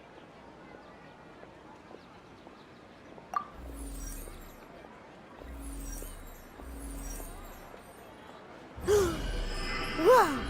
Just now, something clicked, and Paimon suddenly knew how to use this thing. It seems all we we need to do is concentrate on what we want to know. And bam! You get it. Oh, that'll come in real handy. Exactly. That is the power of the Akasha. And with that, let me officially welcome you both to Sumeru City. May the wisdom of the Dendro Archon always be your guide. Okay, now that we're in, we can check the Akasha about Lesser Lord Kusanali.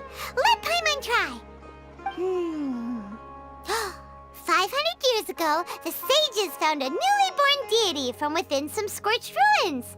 The deity now resides in the sanctuary of Surasthana. Seems pretty similar to what Kali was telling us. Okay, next, let's concentrate on asking how to meet her.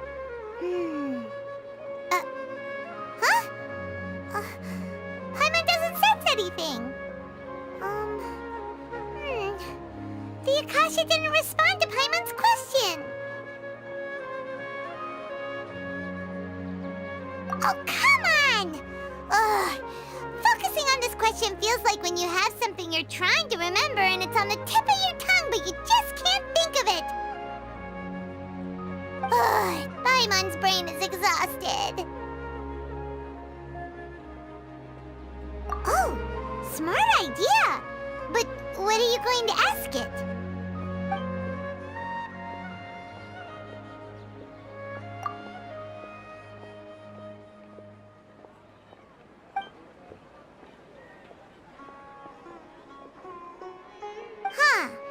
Could it be because we're Outlanders and we've only just arrived in Sumeru? You know, maybe we're not qualified to receive an answer to this sort of question or something.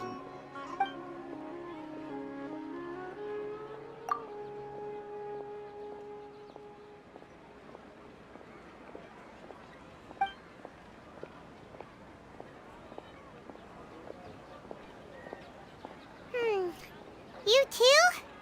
Well, glad it's not just Paimon.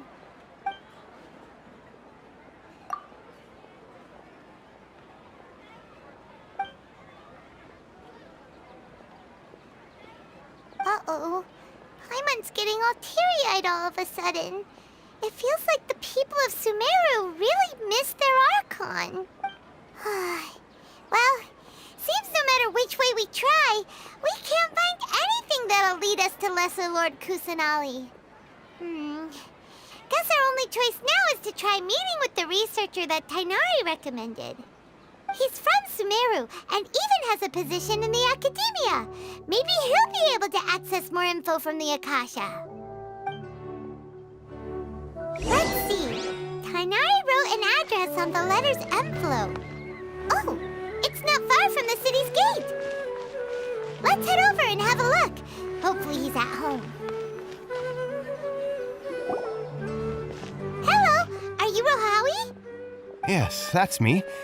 Can I help you? Great! You see, Tighnari sent us here and... What? Tighnari? Please, there's no need to say anything, really.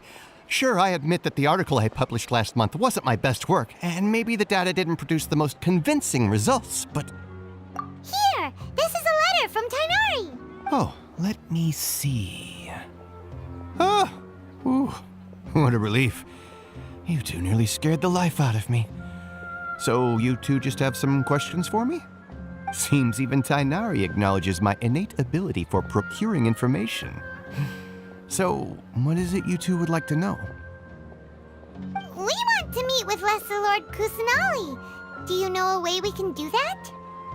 You mean you want to meet the Dendro Archon herself? This isn't exactly my area of expertise, but let me see what I can find in the Akasha.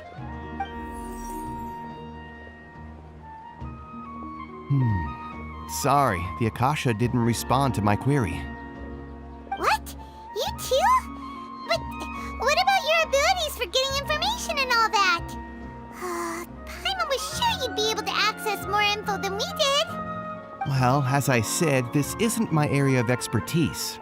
I am but a lowly researcher, so the Akasha doesn't see a need for me to know more about the Dendro Archon. All I know is that ever since Lesser Lord Kusanali returned to Sumeru, she's never left the sanctuary of Surasthana or made a public appearance. Didn't The Dendro Archon is somewhat of a recluse. Perhaps she just doesn't want to entertain visitors, which would explain the lack of information in the Akasha. Aw, but then what can we do? No need to worry just yet. I'm only hypothesizing here. You could certainly try asking around and see if anyone else has ideas. And besides, you two should consider the bright side of things. Not being able to see Lesser Lord Kusanali may not be a bad thing. In this world, there will always be information you cannot obtain from the Akasha and things you can never accomplish. Knowing when to yield is a form of wisdom. Take me, for example.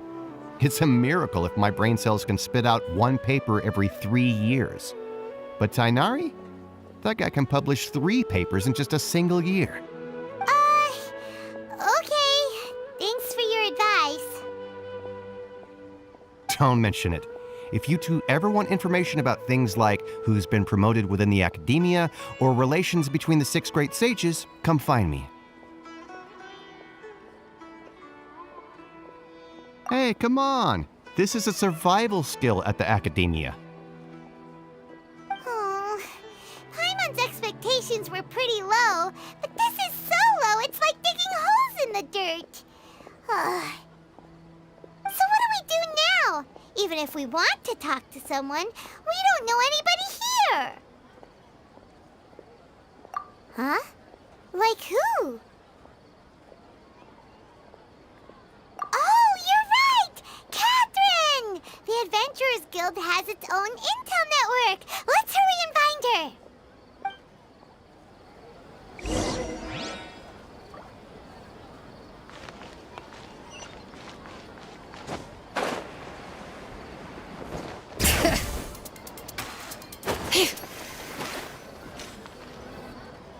Ad Astra Abyssosk. Hello, Traveler and Paimon. Catherine, we need your help with something. Understood. The Adventurers Guild is always ready to serve you. With what do you require assistance? We want to meet with Lesser Lord Kusanali. Do you know a way we can do that? You two wish to meet with Sumeru's Archon. Understood. Please wait.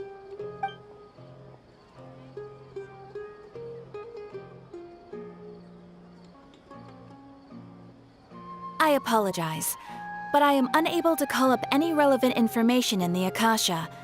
I'm also unable to locate any pertinent information in my personal memory. Aww, another dead end. Well, if Catherine can't help us, then we really don't know anyone else to ask now. Please do not worry. I may know of someone who can help you two. In Sumeru, the Adventurers Guild does not serve as the vanguard of information. Rather, there are numerous active mercenary groups collectively known as the Eremites. They take on various contracts and work all across Sumeru, so they naturally accrue intelligence.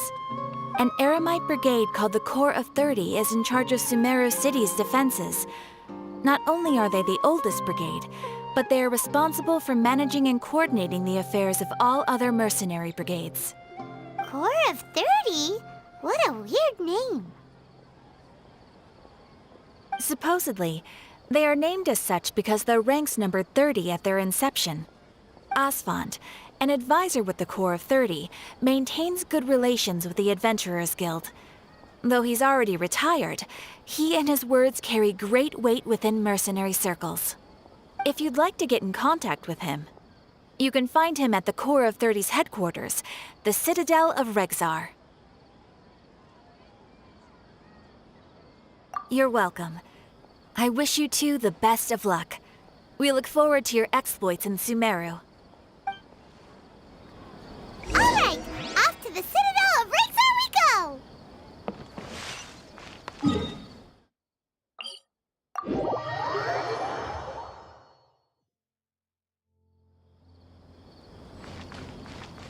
Bring it!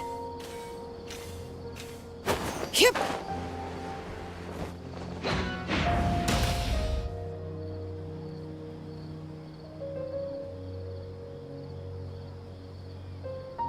Welcome.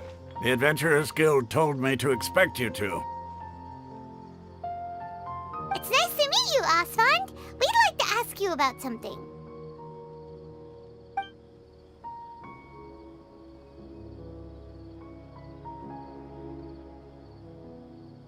I see. So, Catherine's the one who sent you this way. Ha! It's true that the Eremites' network is vast, but even I can't help you meet the Dendro Archon. Wait, seriously? That's it? Afraid so. The Eremites aren't terribly religious, so we don't know much about divinities. As far as the Akasha goes, we can access even less than you. We originally came from the desert. The gods there died off long ago. Since those days, we've used our own two hands to carve out a living. We don't beg gods for their aid. It isn't just us, though. If you ask me, I think most in Sumeru aren't interested in Lesser Lord Kusanali. Oh? Why's that? Just take the Academia, for example. They're the ones who truly rule Sumeru. Although they believe in gods, most of them only care for the late Greater Lord Rukkhadevata. In their eyes, she was the one who founded Sumeru and gifted us with the Akasha. Lesser Lord Kusanali just happened to inherit her legacy. Because of the Academia's influence, most citizens are more familiar with Greater Lord Rukkhadevata and hold her in greater esteem. Not to mention that Lesser Lord Kusanali never makes an appearance, and the Academia never announces anything about her. As far as the people of Sumeru are concerned, she's just a god that exists. And that's all. Really? Aw. After hearing all of that, Paimon sort of feels bad for Lesser Lord Kusanali. Ha! But who knows? We're all just guessing when it comes down to it. Besides, I'm sure the God of Wisdom doesn't worry about her reputation among people like us. All right. Well, thanks for the info, Osfond. No problem. Always happy to help out the Adventurers Guild.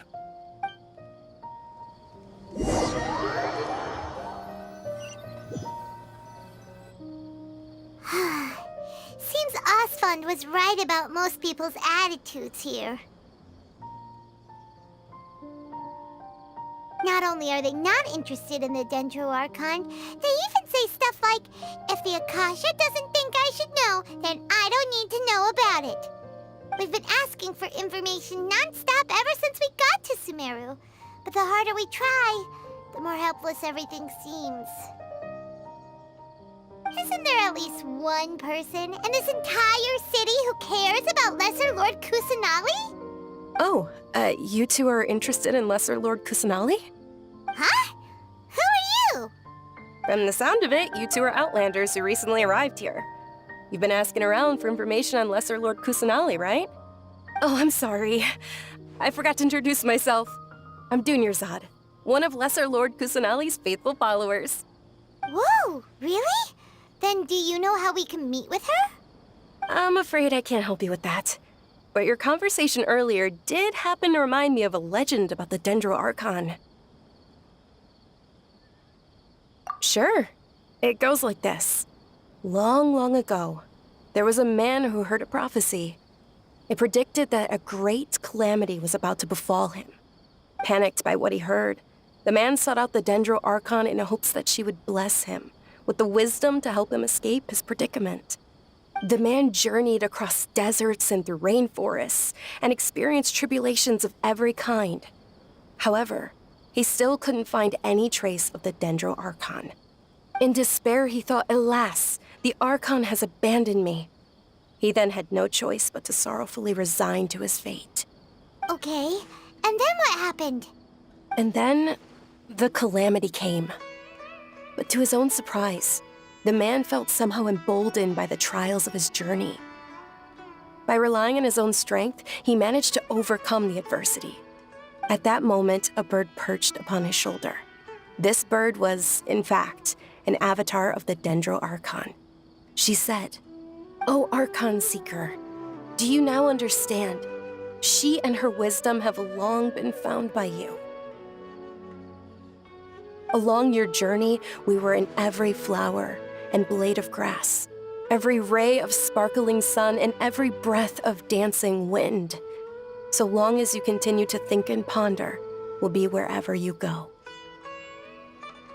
Yeah, thanks for the story! Paimon feels all warm and fuzzy inside after that. In a way. It seems like this story is also one of the Dendro Archon's avatars. Dunyarzad, since you worship Lesser Lord Kusanali, can you tell us anything else about her? Of course. So did you two know that, I'm terribly sorry, but it seems something's come up now. Let's chat another day.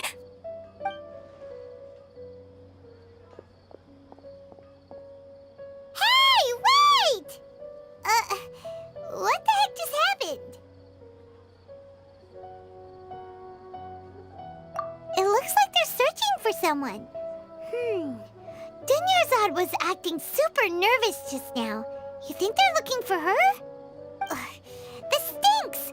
We finally managed to find a lead about Lesser Lord Kusanali! We can't let them get in the way now.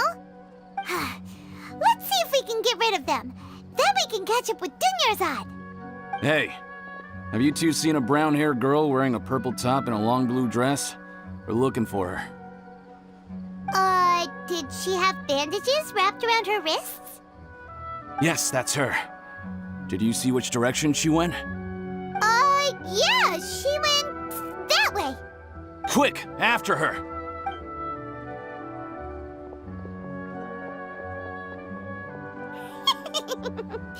That should keep him busy for a while.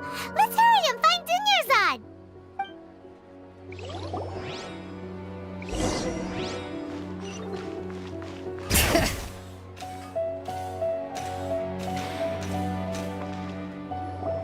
There you are, Dunyarzad.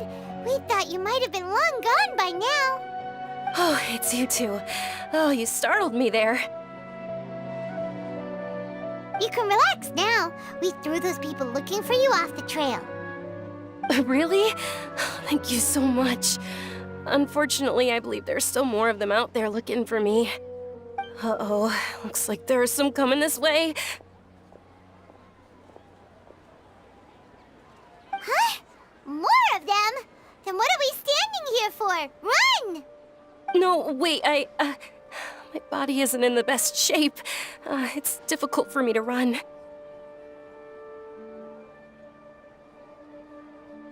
Okay, sounds good. There's a tavern on the other side of the port we can go to. They probably wouldn't expect me to hide in a place like that. All right, let's move out. Stay behind us. We'll keep an eye out for anyone looking for you.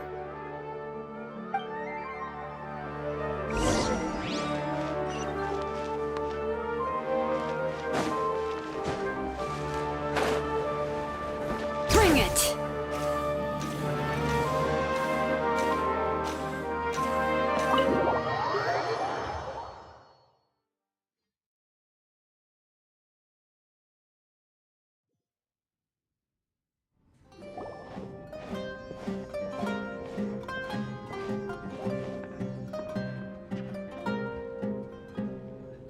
We made it. Oh, they shouldn't be able to find us now. Wait! Stand down, Dia!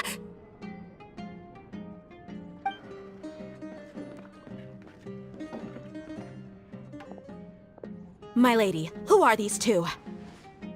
They're travelers that I met on the street just a moment ago. They happened to notice that you were all searching for me, so they helped me hide. I see.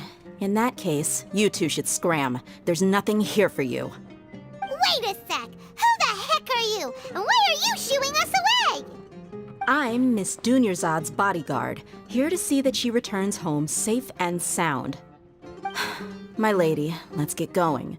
You've been gone for so long that your parents are worrying themselves sick. And if I refuse to go with you? It'd be easier for the both of us if you cooperated. But if you insist on not going, then I'll have to carry you like a sack of potatoes. Hey! Dunyarzad already said she doesn't want to go back. Why are you still pushing her? Stay out of this. You don't understand the situation. Sorry, my lady. Even though I'm your bodyguard, your parents are my employers. I have to answer to them. How much? Wait, what? How much more do I have to pay you to become your employer? So you never listen to my parents ever again. Double? A triple? Give me some time and I'll get that much. My lady, this isn't about Mora. I don't know what you think of us Eremites, but let me say this. I like Mora, but I'll never go against my principles. That's why I'm here looking for you. Sure, it's an order from my employer, but my conscience was also telling me it's the right thing to do. And knowing your health, carelessly running around like this is gonna hurt ya. For the sake of those who love you, don't be stubborn. No, you're wrong. I'm aware of my limits and I know what I'm doing. Honestly, the only people being stubborn right now are my parents. And they know perfectly well that it makes no difference if I'm at home or not. They still won't accept reality. And every time I bring this up, they just change the subject. Dia, you've been living with us a long time already. This should be old news to you. Dia, I know it hasn't been easy for Mother and Father, and I'm grateful for everything they've done for me. But there's someone else in this world I'm also grateful to. Because she saved me. The love I have for her is the same I have for my parents. This is my life and my last chance. So I want to do something meaningful. My lady, are you sure what you're doing now is meaningful? Yes, I'm sure. At least, it is to me. Fine, I won't ask you to return home anymore. But let me make something very clear. I'm only doing this because I respect your determination, not because I agree with you. Thank you, Dia. Sorry for being so rude just now. My nerves were acting. Not because I agree with you. Thank you, Dia. Sorry for being so rude.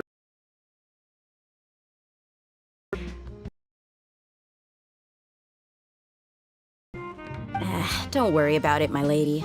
I did say that I like Mora. Besides, that's our next topic of conversation. Today's little excursion caused such a ruckus that every single bodyguard at the estate was deployed. It wouldn't be easy to hide things from your old man.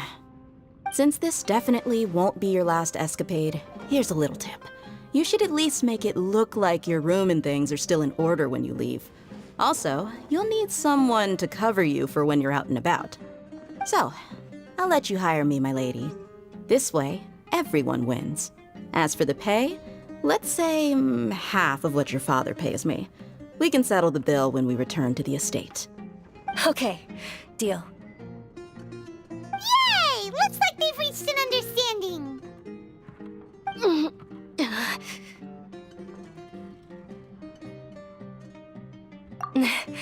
I'm fine, really. I just feel a little tired now that things have calmed down. My lady, stop trying to look tough. We're already in a tavern, so let's rest up and grab some grub. I'm sorry for worrying you two.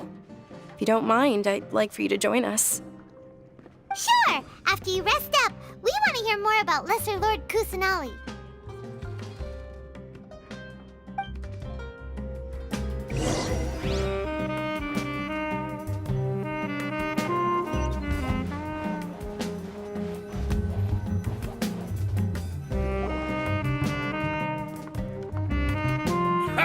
Well, if it isn't Dia, haven't seen you in nearly half a year.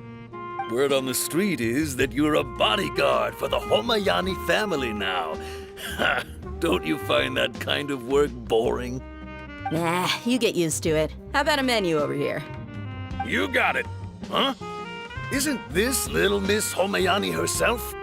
We don't get to serve personages like you very often. We'll be sure to prepare our very best.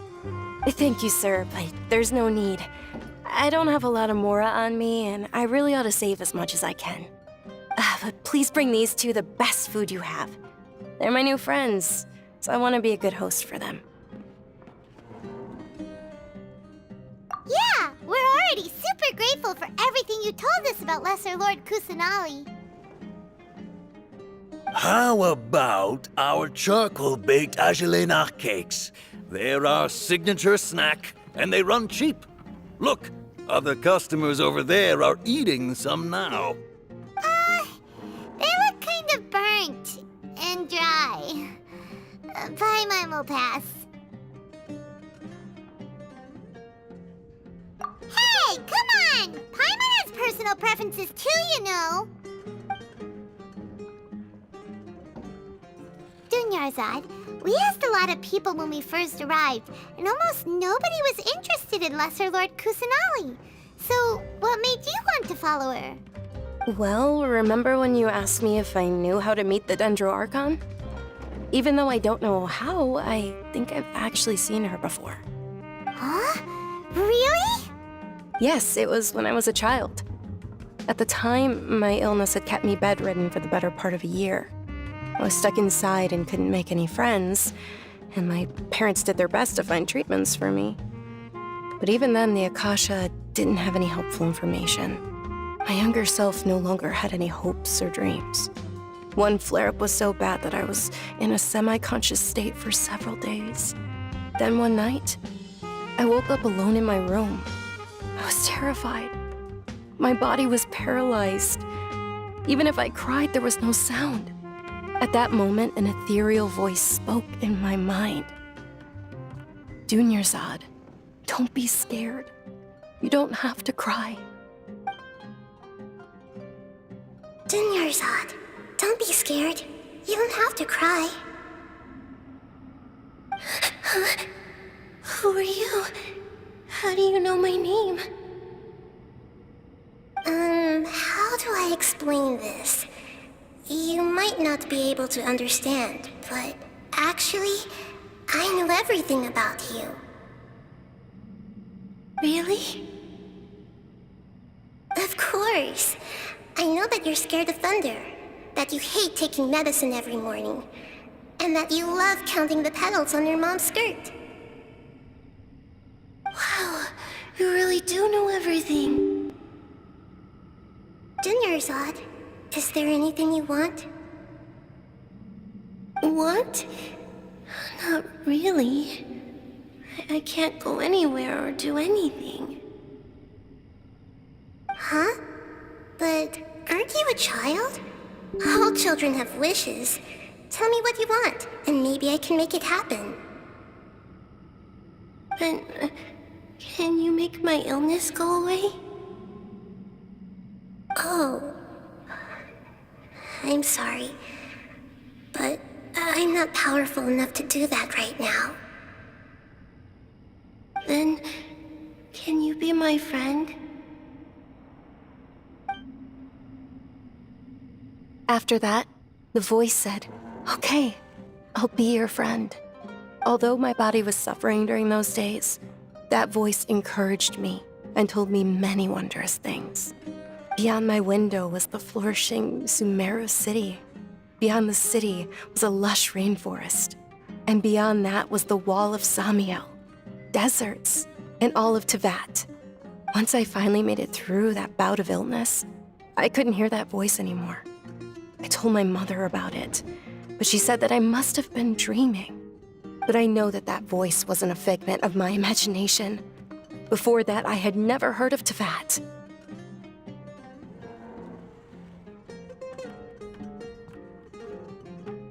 Yes, for sure. If it weren't for that voice, I would have never grown curious about the outside world, nor would I have learned how to read and enjoy so many books. That voice sparked a desire for wisdom. It had to have been the Dendro Archon. I've been hoping for a chance to repay her kindness. In fact, I was running around today to help prepare the Subzerus Festival for her. What's the Subzerus Festival? It's Lesser Lord Kusanali's birthday, which was the day that she was found by the sages. It's actually an old holiday that originally celebrated Greater Lord Rukkhadevata's birthday. When she passed away, the holiday eventually became a celebration of the Lesser Lord's birthday. I heard everyone was overjoyed when they welcomed her back to Sumeru. In those days, the festival was a huge deal. But because of the Academia's influence, people have gradually lost interest in the festival. The Academia actively participates in Sumeru's many holidays dedicated to Greater Lord Rukkhadevata. But when it comes to the Subzerus Festival, forget any funding. They practically act like it doesn't exist. Maybe they see Lesser Lord Kusanali's birth as confirmation of Greater Lord Rukkhadevata's death, so they're reluctant to celebrate it. Aw, but that's awful. It is. It's absolutely terrible. Sure, the Greater Lord founded Sumeru, but hasn't Lesser Lord Kusanali been the one quietly protecting us for the past few hundred years? Just remember that we're still out in public. Don't get too carried away now. I know that people over by the Grand Bazaar still hold the Subzerus Festival to this day, but I hadn't met any of them before, so I was never able to contribute. But recently, I made a friend there who also follows Lesser Lord Kusanali. I gave her my savings because I want her to throw a wonderful festival this year. That's the least I could do for Lesser Lord Kusanali. Hold on, my lady. Does this friend happen to be Nilou, the one who sends flowers to the estate? Yes, that's her. I saw her leaving the other day with a nervous look on her face. It seemed like she was hiding something in her arms. Did you give her something? Yes. Initially, I didn't have much Mora prepared, so I had Nilou sell one of my skirts. I've agreed with Nilou to meet up at the Grand Bazaar today, and see how things are coming along. Dia, would you accompany me? Sure. That's quite the trip, though. I'll carry you. No, that would be too much, even for you. You might as well just accept the lift. If I let you walk, who knows how long it'll take us. And if anything happens to you, then I'd really never hear the end of it from your father. But of course! Nilou will be thrilled to hear there are more people interested in Lesser Lord Kusanali.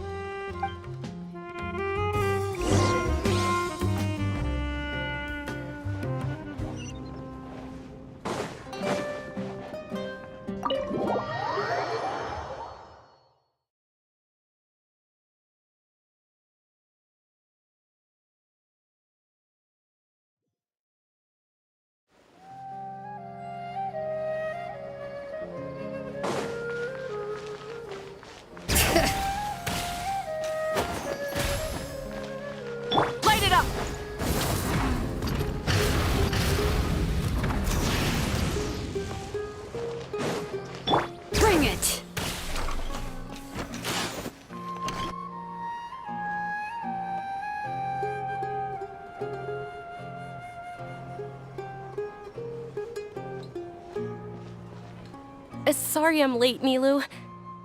Oh, Dunyarzad.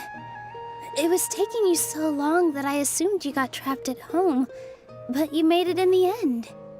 Uh-oh. But if Dia's here, that means you got caught, right?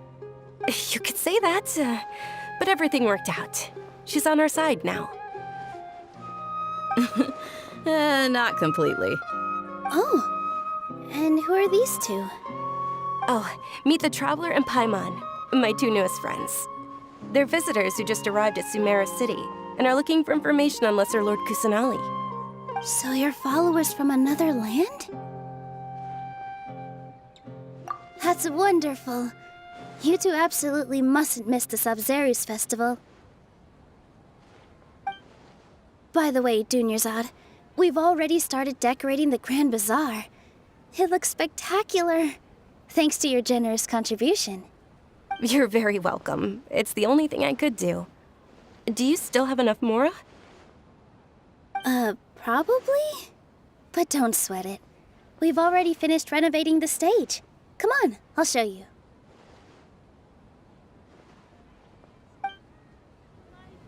This is the best stall in the whole bazaar. Wow! This place is amazing! Not bad. Last time I was here, the stairs were full of holes. The stairs were nothing. A little while ago, we discovered that the tree above the stage had a huge chunk of bark ready to fall off. Mr. Zubair was worried sick. We reported it to the academia many times, but they never sent anyone to deal with it. We didn't want anything bad happening, so we were going to cancel all the stage performances. Oh, probably because it was the theater asking. The Academia looks down on performers like us.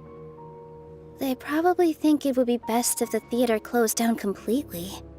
We can't let that happen, though. Not only would everyone involved in the theater go hungry, but then we wouldn't be able to hold the Subzerus Festival anymore. Thank the Dendro Archon for Dunyarzad. With the more she gave us, we hired someone to patch up the tree, and we also gave the stage a much-needed makeover.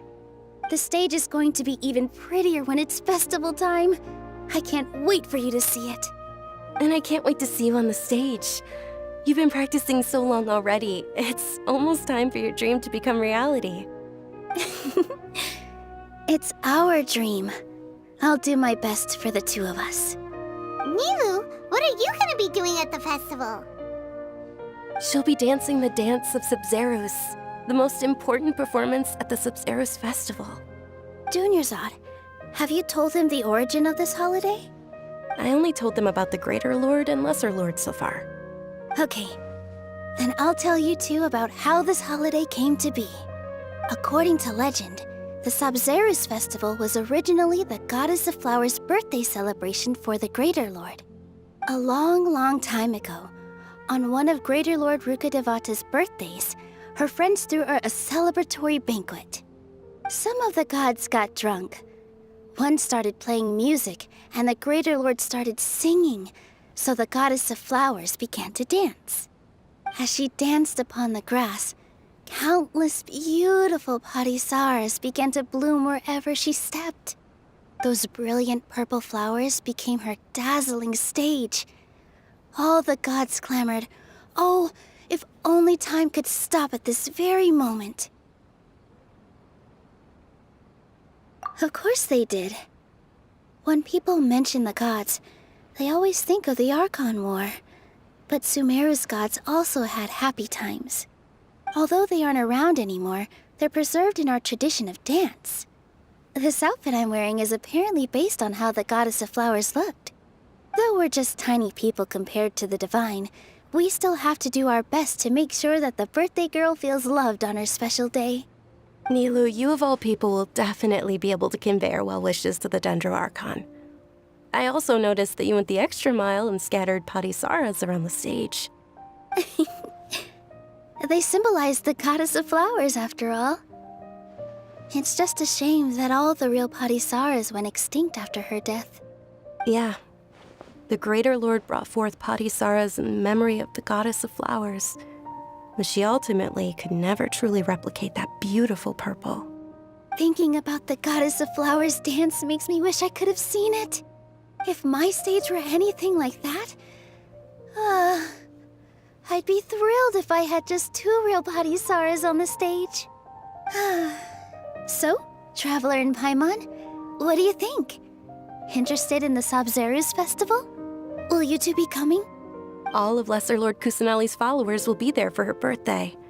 It'll be a good opportunity for you to learn more about her. Ooh, Paimon thinks that's a great idea! Hey, come on! There's nothing wrong with enjoying a festival. Besides, it's Lesser Lord Kusanali's birthday. She'll be happy to have more people who are celebrating it. So how about we all attend the Subzerus Festival together? Dunyarzad, let me show you which stage decorations we've picked out so far. Traveler and Paimon, if that doesn't sound interesting to you, then feel free to explore the area. Everyone at the Grand Bazaar loves Lesser Lord Kusanali, and we're all looking forward to the Subzerus Festival.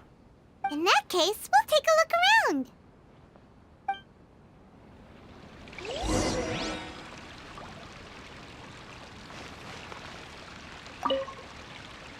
Whoa!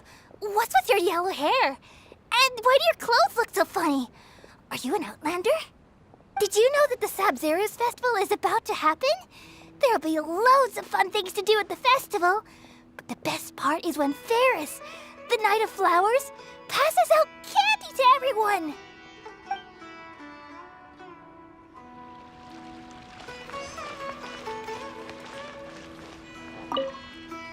Ah, dancing at the Subzerus Festival. You know, I also danced when I was younger. As a child, I even asked my grandmother why we performed the dance for the Lesser Lord when it was originally done to honor the Greater Lord. My grandmother said that Greater Lord Rukkhadevata is a beloved deity and honored by all. And Lesser Lord Kusanali is too. If the Goddess of Flowers ever knew Lesser Lord Kusanali, then she would certainly have wished to be her friend and hold celebrations for her too. The Subzerus Festival has been losing its appeal over the years.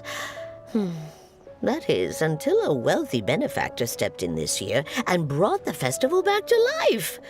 I heard she forked out a lot of mora to make it all happen.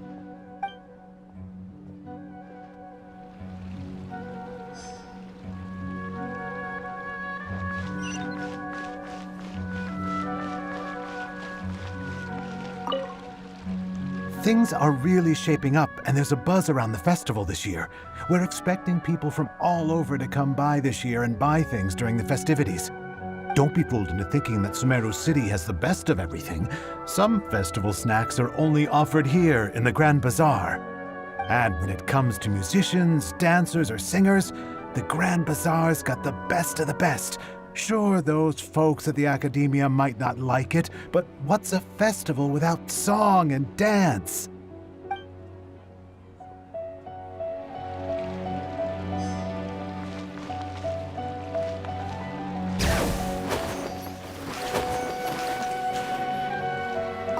Nilu, your outfit looks amazing.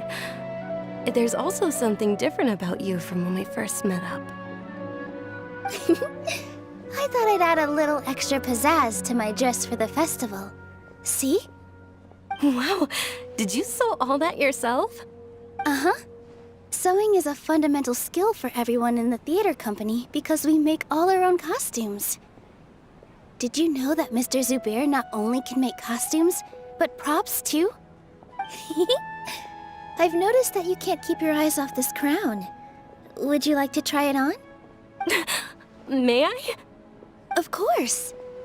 The legends say that the Goddess of Flowers had beautiful horns on her head, so this crown was made to reflect that.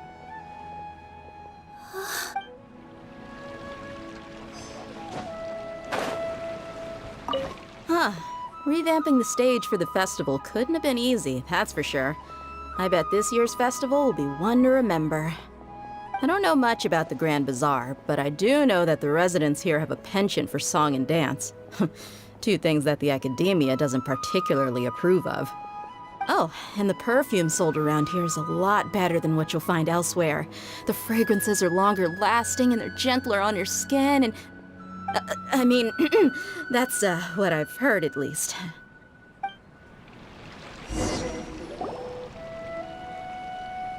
Hey! Is that who Paimon thinks it is? It looks like... Catherine!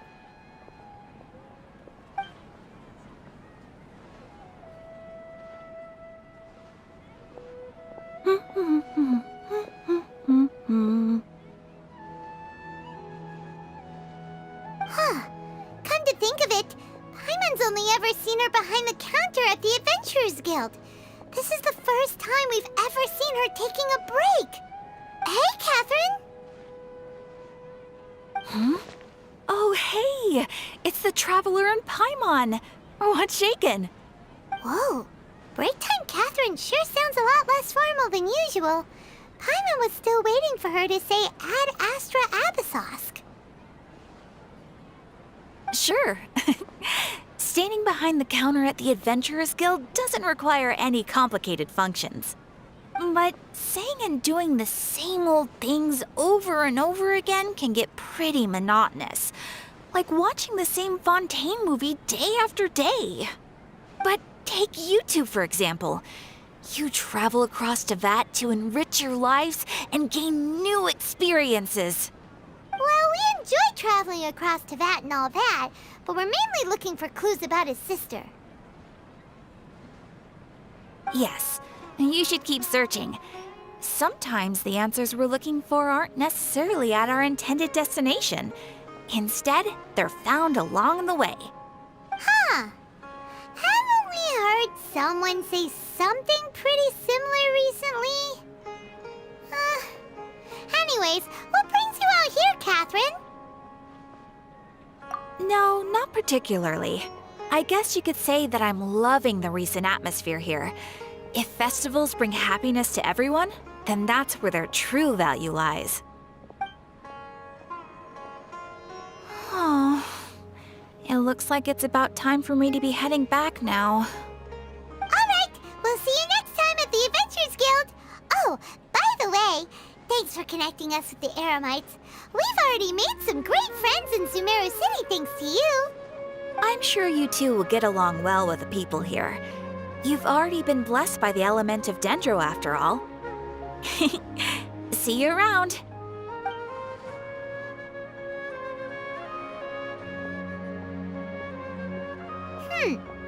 There's something really different about Catherine today. Hey, traveler. Paimon. Oh, hey, Dia. What's going on? I've got something to tell ya. My lady knows you're looking for ways to meet Lesser Lord Kusanali, and she's been trying to come up with a way to help you. Well, I have an idea that might help. Are you serious? We'd love that! It might not necessarily pan out, so don't get your hopes up too much. I'll need to take you two somewhere and ask someone some questions.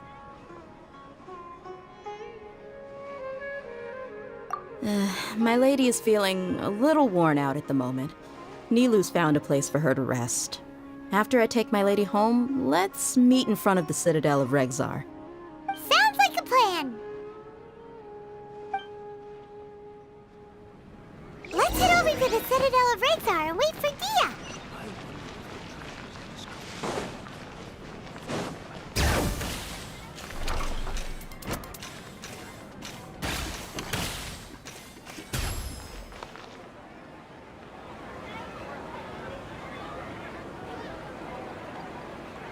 Sorry, I'm late. It took some convincing for the master and mistress to believe that Miss Dunyarzad was only sitting in the port for a while because she was in a bad mood. Anyway, I guess I should be thanking you. I haven't seen Miss Dunyarzad that happy in a long time. If it wasn't for you two, she probably would have been caught and dragged back much earlier.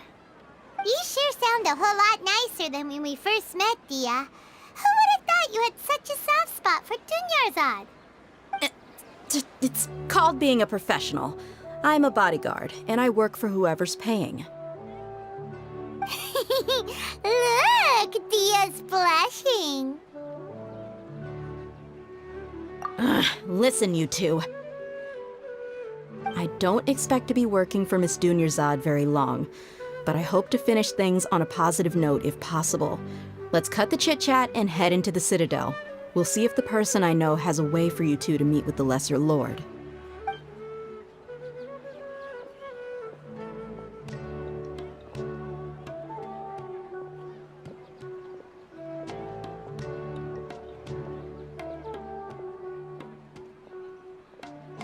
Oh, hey, Chief.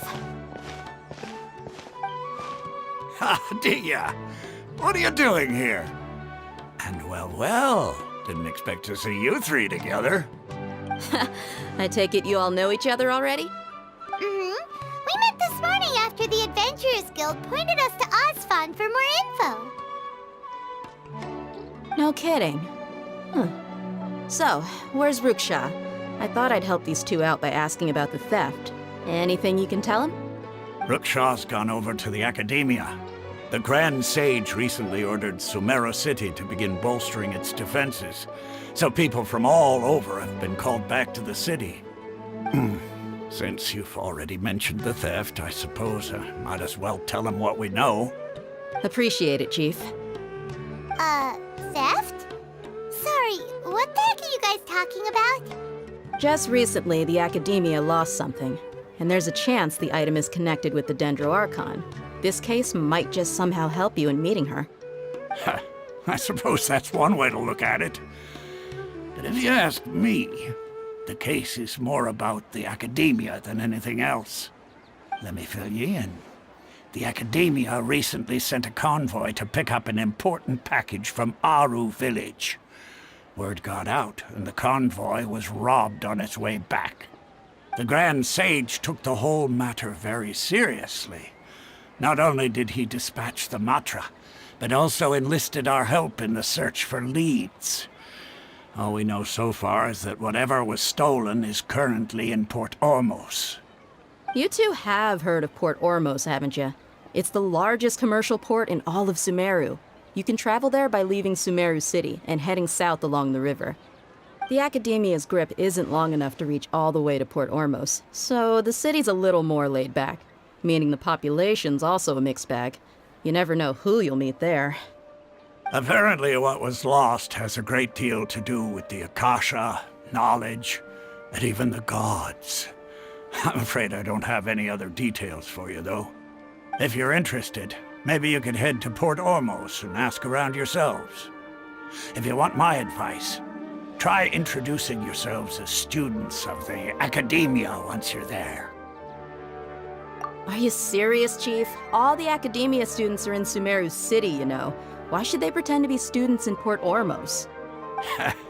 If you're also interested, just go there and see what happens. Count me out. I've got plenty of work to do here for the Homayani family.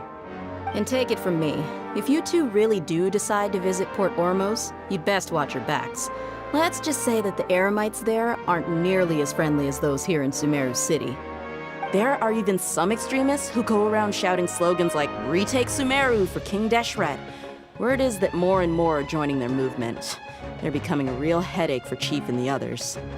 You bet they are. King Deshret's been dead for thousands of years. Now they start spreading rumors of his return. Ridiculous. Not everyone's like you, Chief. Even the desert natives who abandoned their homes in the wilderness still wish to have a god of their own. Well, Traveler, that's about all the information we have for you. Thanks, Dia! And you too, Osfond! Since we've gathered all we could for the moment in Sumeru City, let's head to Port Ormos and see what we can find next. Miss Dunyarzad is looking forward to seeing you both at the Subzerus Festival, so be sure to get yourselves back here in time for that. Good. Then we'll see you both at the Subzerus Festival.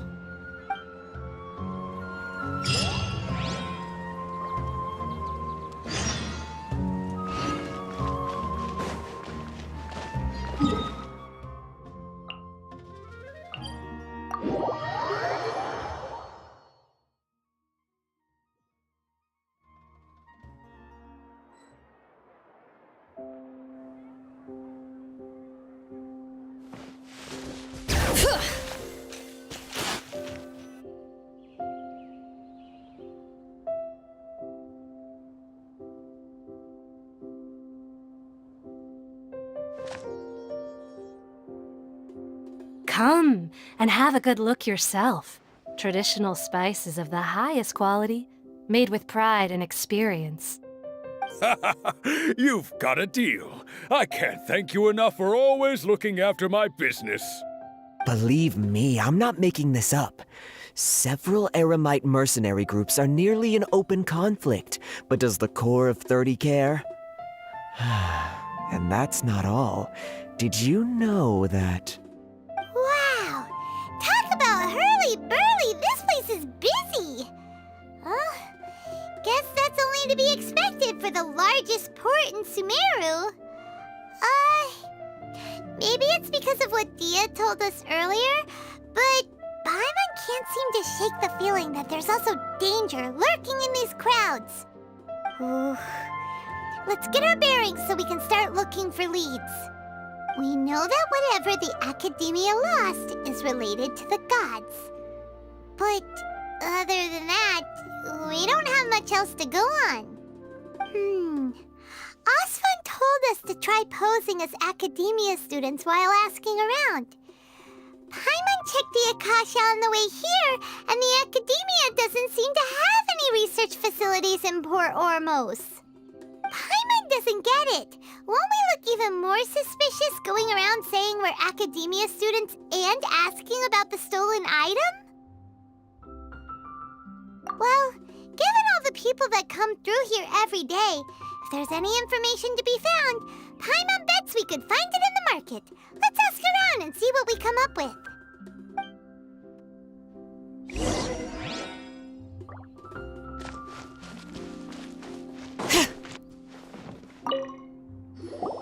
Welcome. Welcome. How can I help you two? Hi there. We would like to ask you a question. Do students from the Academia ever come to Port Ormos? Of course. Especially around this time of year. Students from Sumeru City that are about to graduate often come to Port Ormos to cut loose a little. Many people often talk about how hard it is to get accepted into the Academia, let alone graduate. But those who finish their studies and go on to become full-time researchers at the Academia have it even harder. Sure, we may not be Sumeru City, but Port Ormos offers beautiful scenery and a stress-free environment. Some even say it's good luck to come to Port Ormos, so students and researchers come flocking here when things get to be too much at the Academia. Ah, you see over there? Those are students from the Academia. They've been looking worried and miserable ever since they got here a few days ago. If you ask me, the life of a merchant is better. So long as the Akasha teaches us what we need, then life is good. Those students seem to be discussing something. Let's see if we can listen in.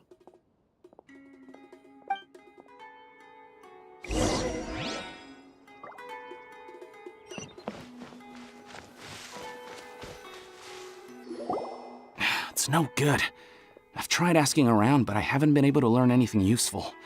Not to mention that a bunch of scary-looking Eremite mercenaries have been posted along the streets now.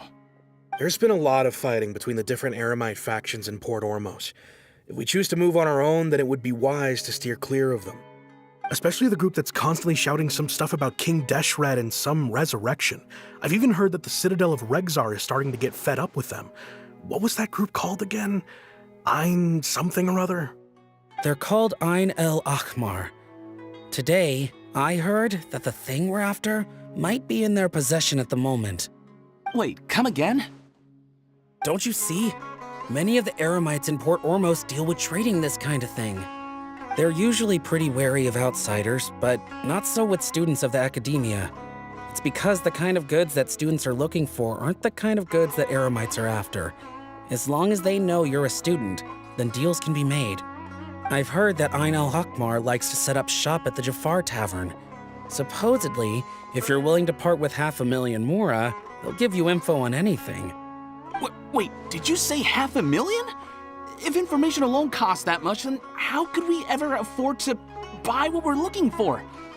I guess we might as well give up on trying to graduate this way. I wouldn't worry too much. Our field of research is very niche. Who else could possibly be after that kind of shady knowledge? I bet it's practically worthless to anyone aside from us. Well, I guess that makes sense. Then the only thing left for us now is to find a way in. Why don't we all just pool our money together and pay for the information? Whoa! Did you hear that? A niche field of research and shady knowledge? It all sounds pretty suspicious to Paimon. Is knowledge something people just buy and sell like that? So, what's our plan?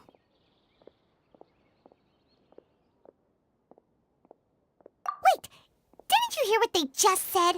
Buying information is going to cost us 500,000 Mora! Have you lost your mind? Oh, all right. Paimon never thought she'd agree to parting with that kind of Mora. But if you know what you're doing, then we should give it a shot.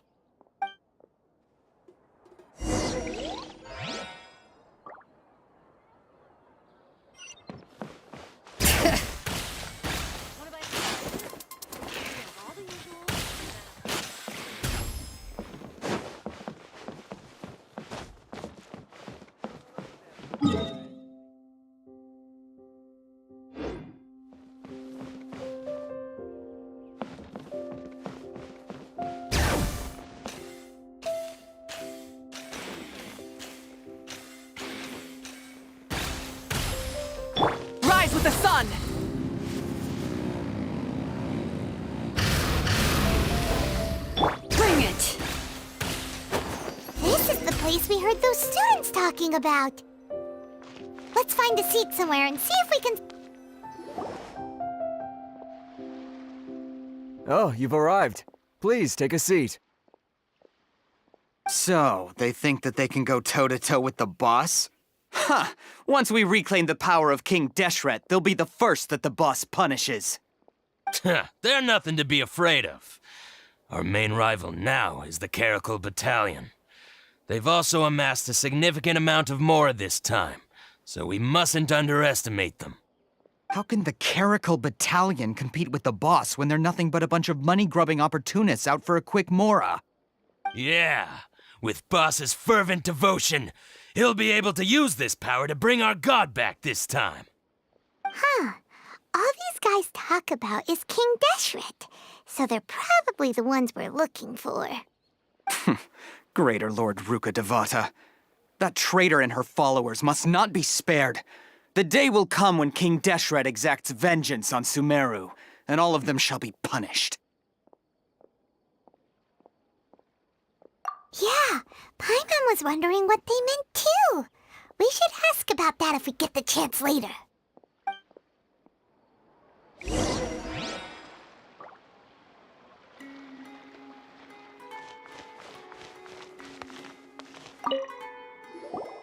Huh? Who are you? What do you want? A student? What's a student from Sumeru City doing in Port Ormos? Ah, well, if it's info you want, you've come to the right place. The question is, can you afford it? Huh? What is this, some kind of joke? Oh! Sorry! He must have grabbed the wrong amount! Hey, what do you think you're doing? Oh, Paimon can't stand to see so much more go. But there's no other choice right now. Here, this is the merchant's address. Whatever you're looking for, you'll find it there. Hmm? Well, what are you waiting for?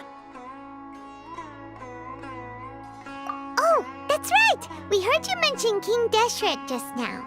We're actually interested to know more because we're, archaeology students! Fine. Since you've already handed over the Mora, I guess I can throw in a little extra info. As you can see, members of Ain al-Ahmar are devout believers of King Deshret. Years ago, King Deshret founded the great desert nation that was our homeland. It was an advanced civilization, far beyond anything you'll see in present-day Sumeru. King Deshret was the rightful god of wisdom, but he was betrayed by a companion he trusted. She even stripped him of his title, God of Wisdom. So, you mean the traitor was... Greater Lord Ruka Devata, yes. That shameless wretch destroyed King Deshret's civilization, and our ancestors were forced to flee to this land where we were made to suffer the tyranny of our enemies. Furthermore, she conspired with the Academia to cover up the truth of her actions, and create the merciful and benevolent facade for which she is now known. Ugh, just thinking about it sickens me. But the story doesn't end there, oh no. King Deshret isn't truly dead. The voice of the Oracle has been heard in the desert, prophesying his resurrection. Mark my words, our god shall return. And when that day comes, all followers of the traitor and all the desert dwellers who have forgotten their true god will suffer retribution together.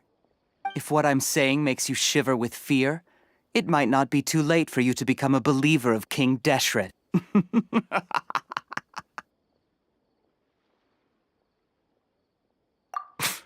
I don't have anything to say to you Academia people about that.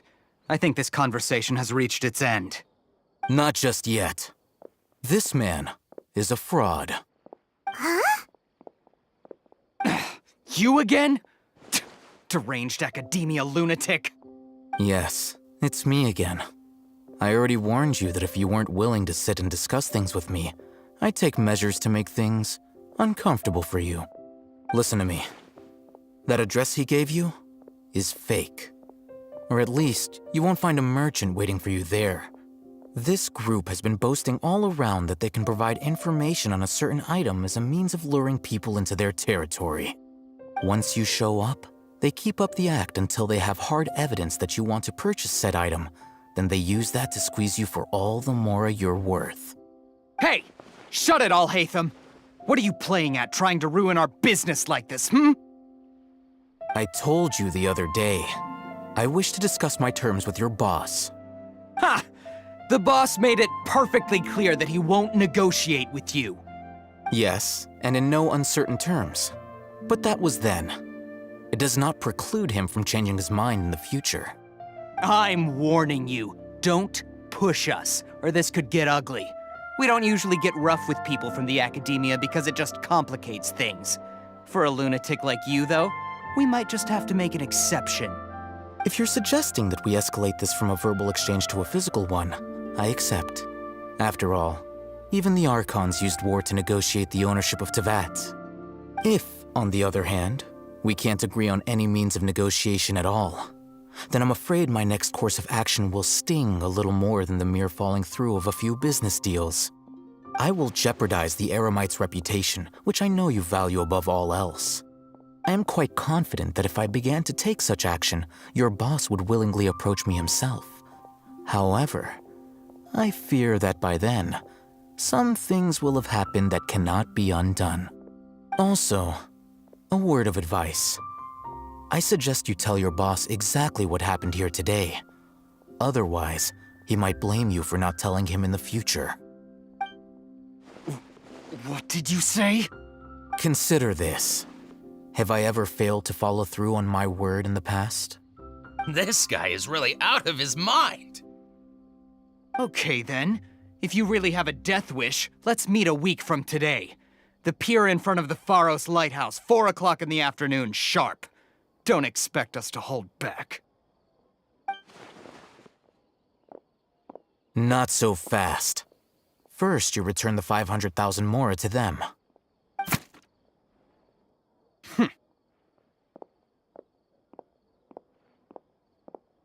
Please, I beg you, don't provoke them. We can't afford any trouble with this crowd. They haven't even paid for their food yet. Ah, Mr. Iman. There appears to be fewer staff in the restaurant recently. This wouldn't happen to be because they're all busy spreading the word to the students, would it? Well... Someone who chooses to do business with a group like that really can't afford to get so flustered the instant someone confronts them about it. Consider the meal compensation for our silence. I'd say you're getting an excellent deal. Whoa, did you see that? He not only got us our Mora back, but sent the Emirites running too! Plus, he seems to know a lot about what's going on around here. Let's catch up with him and ask some questions! He went that way! After him! Should I adjust the shipping schedule?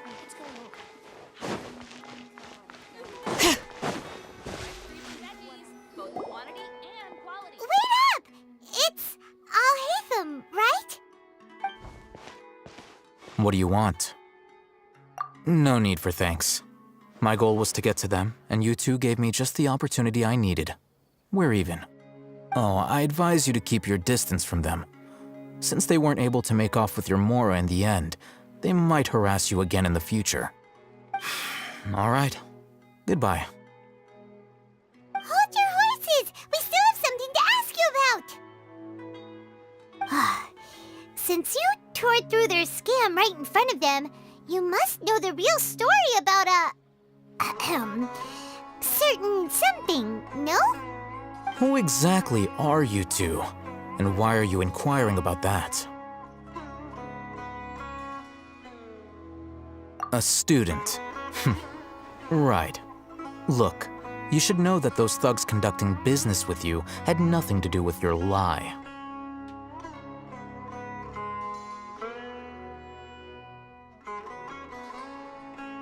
Huh?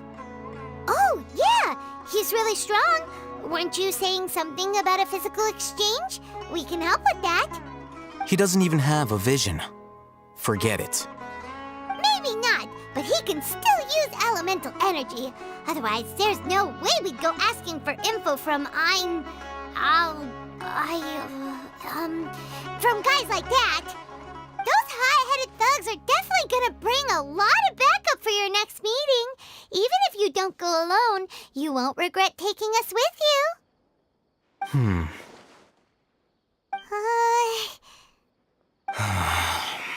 All right, I accept. Got a pen and paper?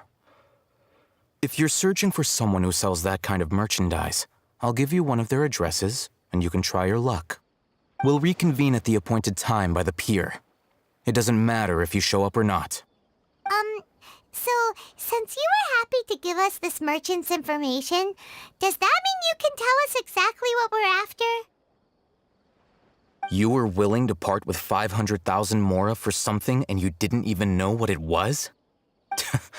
Okay. Well, if you truly are as skilled as you claim, then you can beat the answer out of them when they become hostile.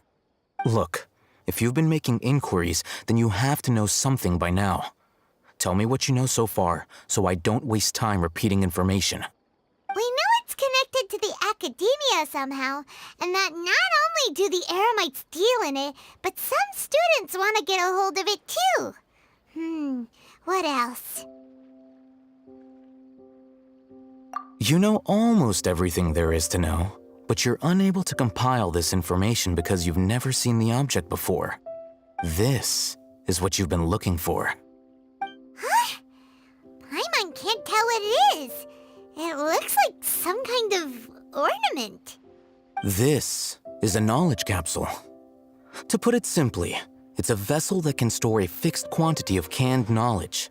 It's like a miniature Akasha. Anyone who links it to their personal Akasha terminal instantly becomes privy to its contents. Correct. Anyone. Unlike the Akasha, which heavily regulates who can access what information, knowledge capsules confer their contents without any requisites. That's amazing! It's essentially a convenient and harmless vestibule for knowledge.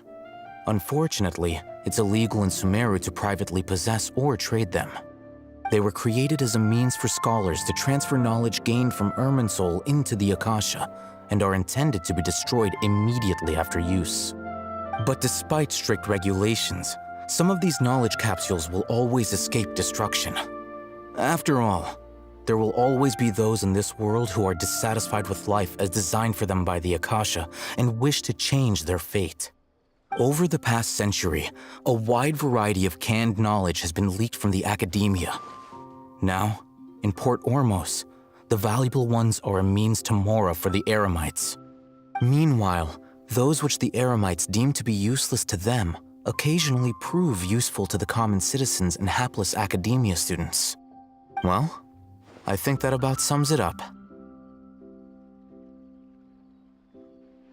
Oh, so that's your true objective. With our current arrangement, I don't believe I can offer an answer. You're still resolved. Fine. Let's talk somewhere with fewer people.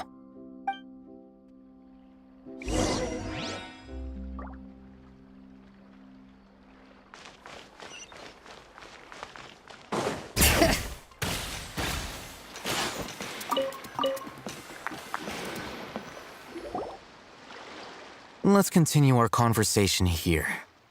If you wish to learn more about the knowledge capsule that the Academia lost, then you must help me with something. I need you to find someone named Dory, a traveling merchant. Unlike the peddlers who hawk inferior knowledge capsules, she often has quality goods in stock. Some say that as long as there is profit to be made, there is nothing she won't dare to sell. She's guarded against people from the Academia because most of her wares don't comply with Academia regulations. I think she blacklisted me. I met with her informant, but it soon became clear that they had no intention of letting me get any further. Become one of Dory's customers and earn her trust. This is my condition for further collaboration. Why do you want us to meet with her? Until you complete this task, you don't have question privileges. Fine. So how do we go about doing this? You two are outlanders who haven't been here for long, so Dory should view you as safe clients. I'll give you the informant's address and their contact password. Beyond the password, though, I have no way of knowing what other tricks she might have up her sleeve. You'll have to improvise. This is kind of nerve-wracking. The true challenge begins after you meet her. She has a keen nose for Mora and a shrewd eye for wares, and she only likes customers who she deems to have good taste. I'll prepare some funds for you. Buy her highest quality wares and earn her approval. But we only just saw a knowledge capsule for the first time. We don't know how to tell which ones are good and which ones are bad. Is that something we can learn quickly? That's true. Have you two heard of elemental sight? Oh, that's a surprise. Guess I'll have to hold you in higher regard. Anyway, that ability should resolve your issue.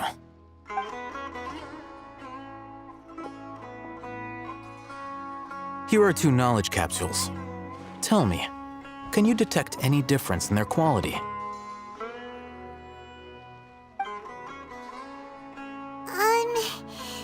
They look the same to Paimon. Try inspecting them with elemental sight. How'd it go? Did you see anything? Rumor has it that higher quality knowledge capsules generally appear brighter when viewed through elemental sight. That's because knowledge originates from Irminsul, the root of Dendro power itself. The more powerful the knowledge, the richer it is in Dendro energy. However, some canned knowledge with a high concentration of elemental energy is of little use in contemporary times, so those capsules are of little value. Using elemental sight is merely a stopgap measure, but it should suffice for earning Dory's trust. That sounds pretty impressive. Here's a sheet with the informant's location and contact password, and here is the Mora for purchasing canned knowledge. Don't be cheap. You'll need to spend to catch Dory's eye. If there's any Mora left over, just keep it. Oh, and be sure to exercise some caution. There have been Matra present in Port Ormos lately. Your efforts will be for naught if they catch you. Matra?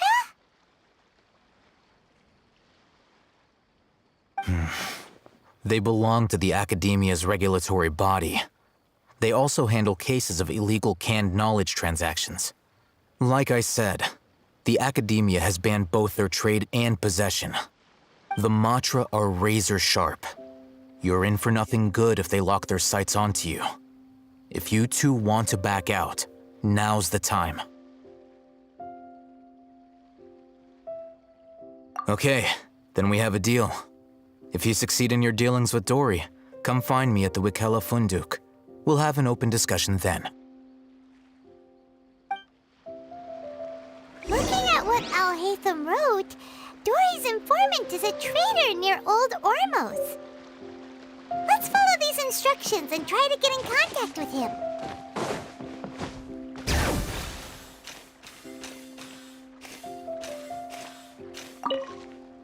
Hello.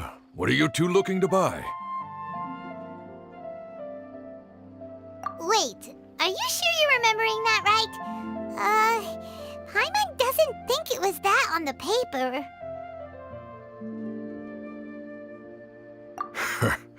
What a unique palate. We have unripe hara fruits, but we usually keep them in the back. I'll have someone escort you. Following the paper got us past the first round. Ronak, these two want to buy unripe hara fruits. Show them to the warehouse. Got it. You two, please follow me.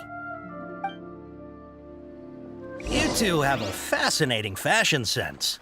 We haven't seen a customer wearing a Sumeru rose for quite some time. Hold on. Let me think. Sumeru rose means common merch. No, look again. We're obviously wearing morning flowers. Ah, my mistake. I do apologize. Whew. That pop quiz This sure was scary. The warehouse is up ahead. Please follow me.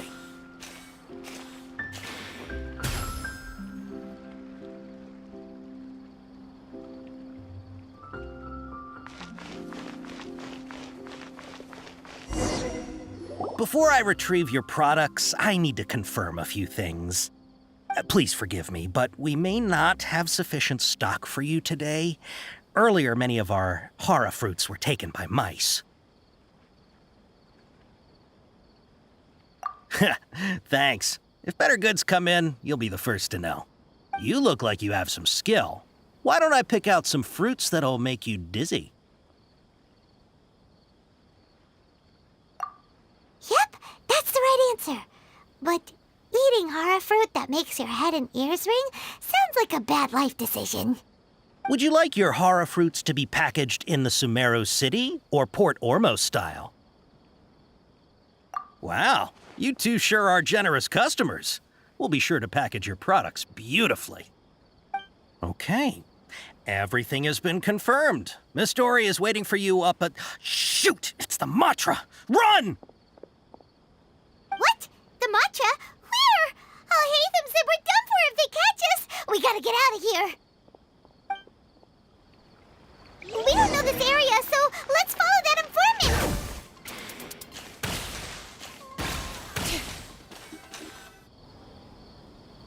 He ran that way.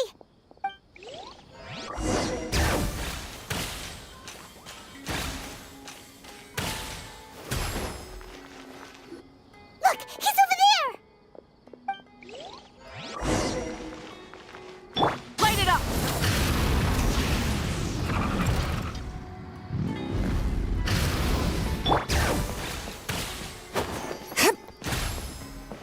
Hey, if you're hiding from the Rishbaland tiger, come this way. Another password. Huh? Oh. Here, over here. You can stop running now.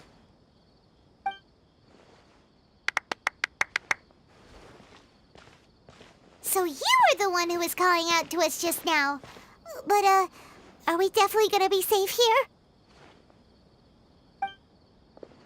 These two good customers wish to buy some hara fruit, Miss Dory. And if there's nothing else, I'll just excuse myself. Oh, very good. Thank you. Huh? Wait, you're Dory? Paimon sure thought you'd look a whole lot scarier. Hey, what are you trying to say, Princess Pea-Brain? I can be scary enough when I need to be, believe you me. If you don't watch what you say, then you can forget about doing any business. But it seems you two have actually done pretty well so far. Not only did you manage to find the informant, your reactions were also pretty sharp. You don't really look like criminals or anything, but I bet my Mora that you've been involved in some shady dealings, haven't you? Paimon's not sure if that's supposed to be a compliment, but we'll take it. I can't risk doing business with people who start huffing and puffing after just a few paces, no matter how much Mora they might have. Not only will they get caught by the Matra, but they'll also get us into trouble. As decent folks trying to run an honest business, we don't need any of that. Wouldn't you agree? So that's why I prefer to have customers like you. It's your first time here, but don't worry, I won't ask too many questions. Even if you wish to buy enough knowledge capsules to decorate your house with, please, knock yourself out. As long as you have lots of round, shiny Mora, then we're all good. Ah, yes, of course, of course. Go ahead, help yourselves. Voila! Wow, she has a trove of canned knowledge. Whew. She'd probably be in serious trouble if the Matra caught her with all this. What kind of products do you seek, my dear customers? Don't worry, I'm not interested in your reasons for buying. I can, however, offer some suggestions. Take this one, for example. An analysis of the sociological ideology and dialectics of the Hilichurls. Only 3 people in all of Teyvat have ever studied it, making it extremely rare. It's on sale now for 350,000 mora. Yeesh. Who would want to be an expert in that topic? Or how about the architectural styles and construction methods of Teyvat in the early Archon War period?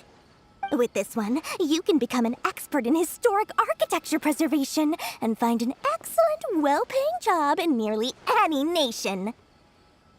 Ooh, now this sounds like it could be useful. 2 million mora, and it's yours. No discounts. Whoa! That's a lot of mora! Of course, you are free to pick whatever your heart's desire. The contents and price of each knowledge capsule are indicated in small text on the body of each one, down at the bottom. All right, let's try the method that Alhaitham mentioned.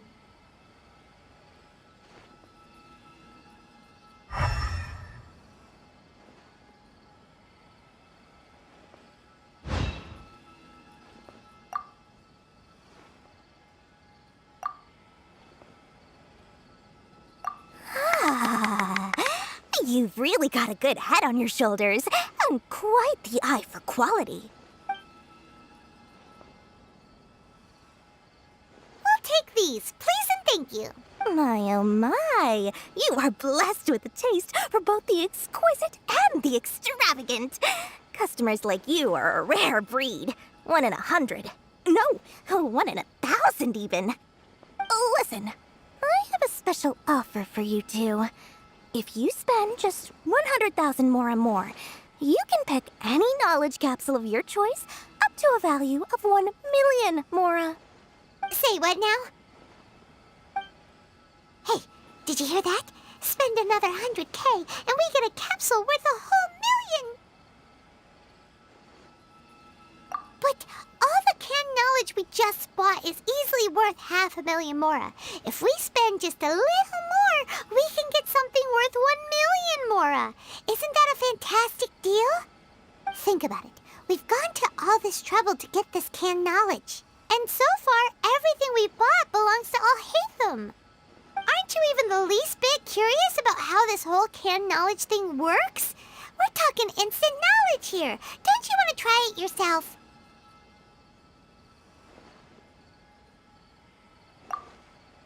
Come on, come on!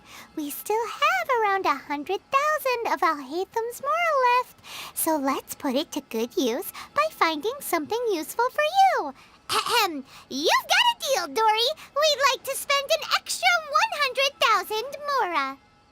Excellent! Then please, select from this fine collection of canned knowledge over here. Hold on a second. Paimon thought we could choose whatever we wanted. Why can't we choose the ones from over there? Oh, but my dear customer, the knowledge capsules over here are worth 1 million mora each. I'm sure discerning customers like yourselves will be able to find something to your liking. Please, take your time. Uh-oh, Paimon has a bad feeling about this. Let's use Elemental Sight again to check these. Huh? Why? Hey, we're getting a capsule worth 1 million mora here. Don't be such a party pooper. Well, anyway, the mora's already been spent, so let's at least try to find something useful. Let Paimon take a look here. An introduction to traditional Sumeru brewing techniques, the art of growing spices, an overview of ancient runes. Oh, how about this one? Sword Fighting Techniques 8. Not sure we'd ever find volumes 1 through 7, but at least this knowledge should be useful, right? Let's go with this one. Dory, we'll take this one. All right, very good. I'm expecting some new goods in the next couple days, so be sure to check back again soon. Whether it's canned knowledge or anything else you need, bring your mora to Dory and doors will open. Our dealings with Dory went smoothly enough. Let's head to Wakala Funduk and meet up with Alhaitham. Hopefully now he'll finally tell us about what the Academia lost.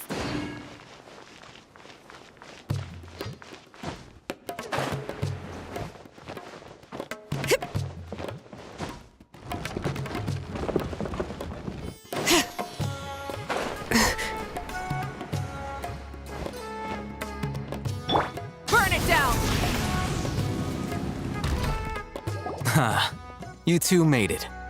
And from the looks on your faces, you were successful. Whoa, there's so many people from the academia here. Why would you pick this place as our meetup spot? Well, Wikela Funduk is under the Academia's control, so naturally the Academia has people working here. I came to Port Ormos under the pretense of conducting official business. You're a pretty daring guy. Relax. No one here is interested in anything we say, and the Matcha won't come here. Okay now, tell me how your encounter with Dory went. Okay, we did what you asked. So, can you tell us about the knowledge capsule that the Academia lost now? Before that, I have to ask, why are you two so intent on tracking it down? You don't have to answer, of course. Yeah, he just wants to meet the God of Wisdom and ask her about something important. We've been in Sumeru for a while now, but we still haven't found a way. When we heard that the Academia had lost something that might be related to the gods, we came here in case it turned out to be our lucky break. In that case, you're on the right track. A short while ago, the Academia lost a knowledge capsule in the desert. It's supposedly a divine knowledge capsule. Use it, and you'll gain the wisdom of the gods. Wow, there's really such a thing as that? Hey, if we find it, do you think we could learn how to meet the Dendro Archon? Ooh, or how to find your sister? I highly doubt it has any mystical properties, but it does indeed exist. And it's right here, in Port Ormos. So, where exactly? That's what we need to find out next. I won't deny that. I am investigating because I'm curious as to what the divine knowledge capsule truly is. As you know, the Eremites in Port Ormos also have their eyes on it. It is an extremely precious item. The knowledge contained within may bring great power or wealth to whoever has it in their possession. Several brigades have been vying for ownership of it as of late, but there is still no victor.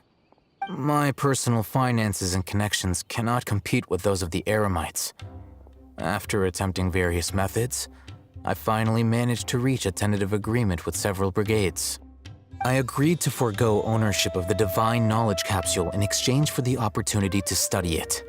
After all, there's no harm in understanding what it is. However, there are those who are less amenable to negotiation, such as those from Ain al-Ahmar. They adamantly believe that the divine knowledge capsule contains King Deshret's power, and that he will return to this world when they obtain it. They refuse to let anyone from the Academia tarnish their deity's soul. So you kept hounding them because they refused to cooperate with you? Yes. Ain al-Ahmar isn't exactly wealthy, but its members are determined to get that capsule by any means necessary. To that end, they've resorted to many methods more foul than fair in order to amass sufficient funds. So, I've been sabotaging their business to force them into negotiating with me. The divine knowledge capsule should be up for a secret auction within the next few days. Each brigade will place their own bid, and the prize will be covertly given to the winner. To ensure the capsule's security and to evade the Matra's notice, the winning brigade will not publicly disclose their victory. Unless I know whose hands the divine knowledge capsule ends up in, my agreements with them will fall through. Dory is the most reliable source of information, but that avenue was previously closed to me. With you on board now, the situation is different. In other words, you wanted us to befriend Dory so you could find out where the divine knowledge capsule is. Yes, you can say that. But this arrangement harms none of us. The day after tomorrow, go back to Dory and try to purchase information on the divine knowledge capsule's whereabouts. If she has no information, wait 2 days and approach her again. If I get the opportunity to study the divine knowledge capsule, I will relay my findings to you. Will that suffice as compensation? Okay, then we'll meet up in 2 days. Haytham, before you go, we actually bought a knowledge capsule for ourselves, but we're not sure how to use it. You two want to try using a knowledge capsule? Sure, I can teach you. Doing so right under the Academia's nose is a bit problematic, though. What do you say we head to the outskirts of town?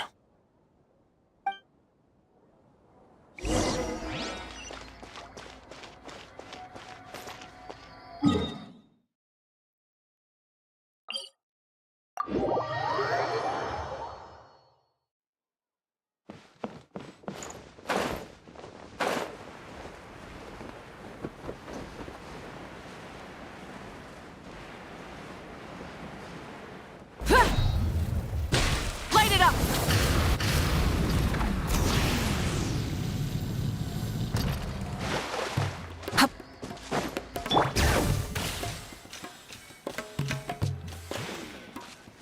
All right, this place works. Show me the capsule you purchased. Here. Sword Fighting Techniques 8. Huh. A combat class knowledge capsule. This class is something of a rare find these days, since most have been taken by the Eremites to augment their battle capabilities. Really? Aw, yeah, what a great buy! If you want to determine the efficacy of this capsule, I can evaluate your combat ability. However, effects will likely be minimal if you already possess a high amount of strength. We can conduct a controlled experiment where you fight 2 battles, one before using this knowledge capsule and one after. While you fight, we can use an Akasha terminal to monitor your various physical parameters. There may be variances in your physical strength between the 2 tests, as well as a disparity in your opponent's abilities. But don't worry, I'll run statistical analyses afterward to mitigate any confounding effects. Wow! Haytham! You must have been one of those guys at the Academia who got top grades on everything. Paimon's curious about something, though. You definitely weren't one of those students who needed canned knowledge to graduate from the Academia, right? So why are you risking getting caught by the mantra for this capsule? When you are unable to understand a researcher's actions, most cases can be attributed to curiosity. This is but one theory. Sounds like you're trying to avoid the question. All right, let's begin the test. Just fight as you normally do.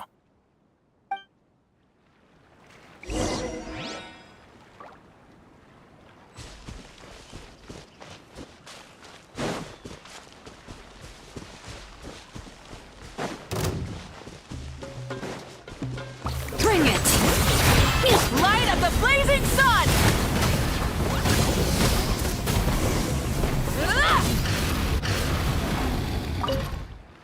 All right. I'll link your Akasha terminal to record data. The next step is to use this knowledge capsule. Hold it in your hand.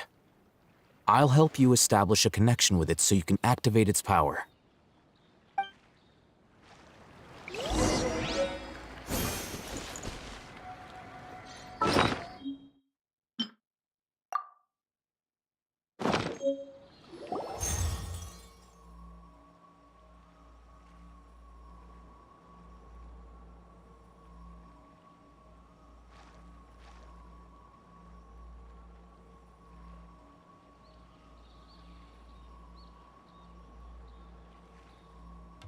Hey, how are you feeling? You mean that it worked? All right. Time for round 2. Fight with the same composure as before.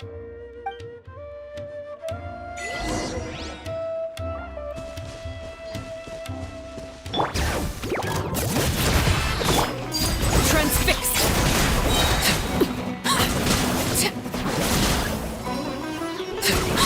This is where you fall.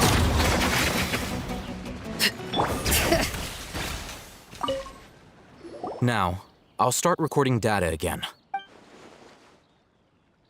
Haytham, how's it going? Well, the knowledge capsule you purchased did improve his combat capability.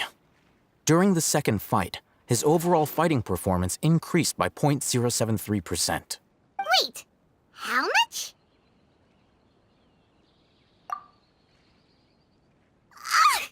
Dory's such a jerk! She totally scammed us! 1 million mora? This thing isn't worth a tenth of that amount! Of course, this could be because he is so powerful that the capsule's contents were unable to produce a substantial increase. At the very least, this test allowed me to gain more insight into you two. Our deal seems increasingly worth my investment. I'm heading back to Akela Funduk. I await your response in 2 days' time. This is Mora for when you ask Dory for information. Pay her as much as she requests.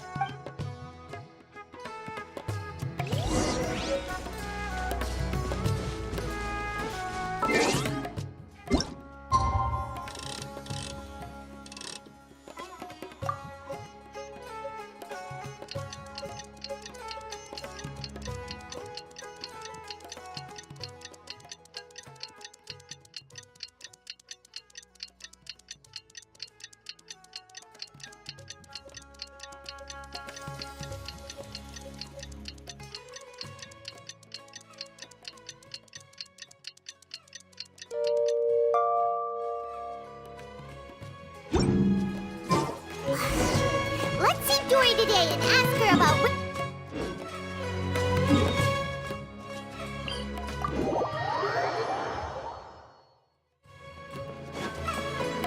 Bring it!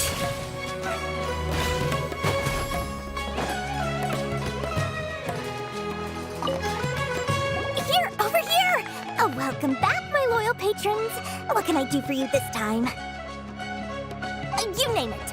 Canned knowledge, supplies, or anything else you need. I'll find a way to get it. Where there's a waterfall of Mora, there's a way. Can you really get us anything we want? Anything at all? Aha! So it appears that canned knowledge alone is no longer sufficient for your opulent appetite. Then please oblige me.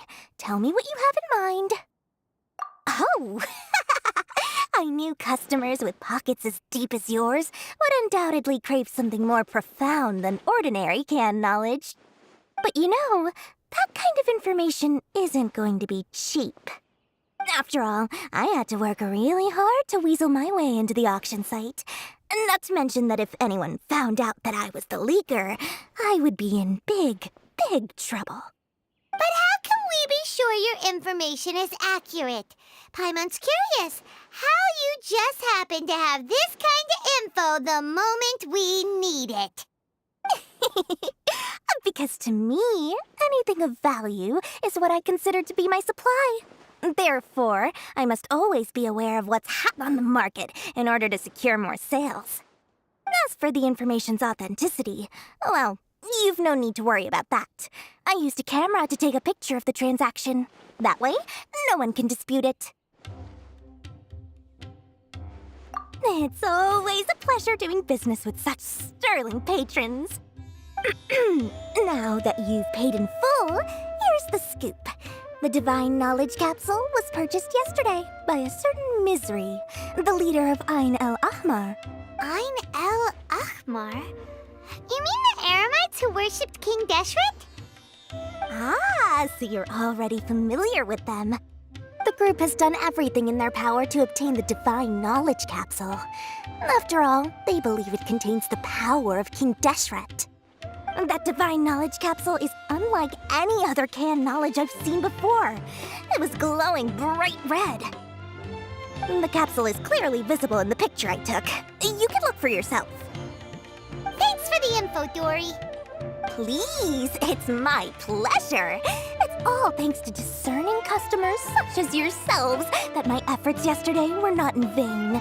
Please, don't hesitate to contact me if you ever need anything else in the future. Mora for Dory opens doors.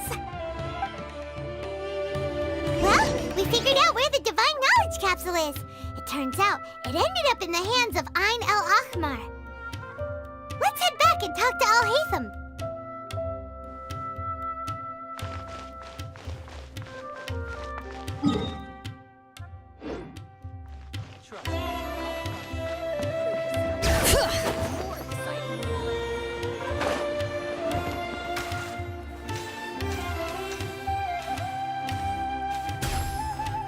Rise with the sun! Al-Haytham, we got the info you wanted. Really? All right. Let's hear it. Dory even gave us evidence to verify the intel. Have a look. Huh, look at that. Clear as day. It must have taken some guts just to infiltrate the scene of the Eremites transaction. But then to get close enough to take a picture like this. Bold move, Dory. Very bold move. All right.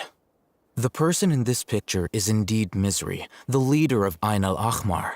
And the glowing red capsule he's holding appears to be the Divine Knowledge capsule. In which case, if we play our cards right, when we confront them next week, we should be able to force them to show their hand. At first, Paimon didn't get why you were provoking these Ain el-Ahmar guys. But now, it sort of makes sense. Everything's playing right into your hands. After we defeat them, we can finally have a serious talk with their boss and get them to lend us the Divine Knowledge capsule. Thank you for your time and efforts. Take a few days off while I make some preparations. Let's meet up again on the afternoon of the arranged date, 3 o'clock sharp. See you then.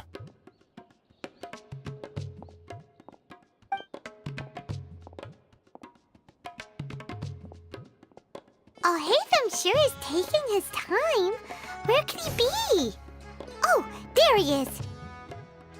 Sorry to keep you waiting. Let's head to the pier in front of Pharos Lighthouse. Yep, let's go.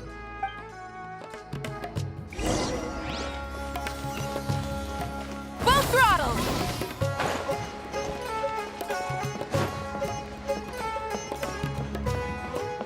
Burn it down!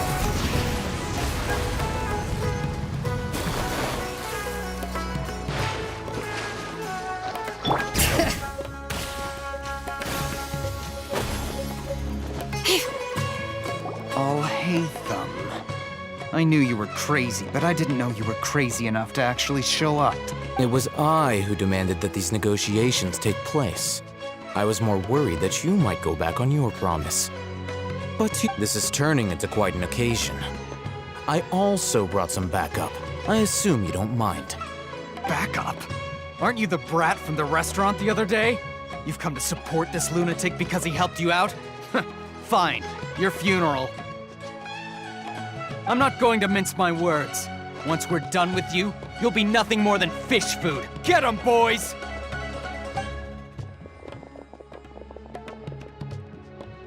Uh-oh, here they come. Good luck, you two.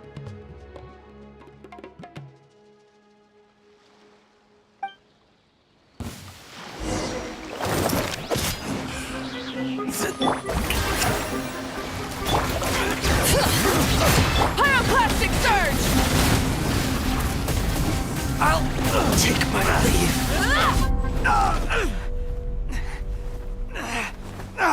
Academia scum!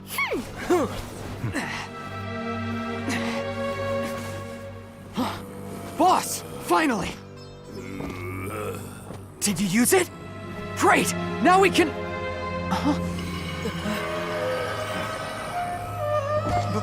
Boss?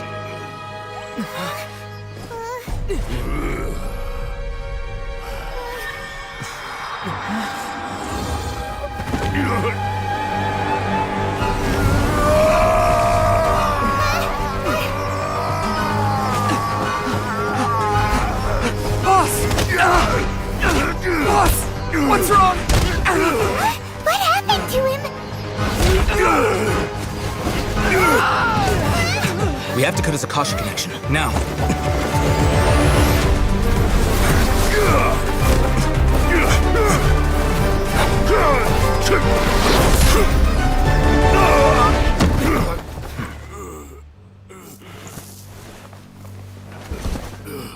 Target acquired! Arrest him!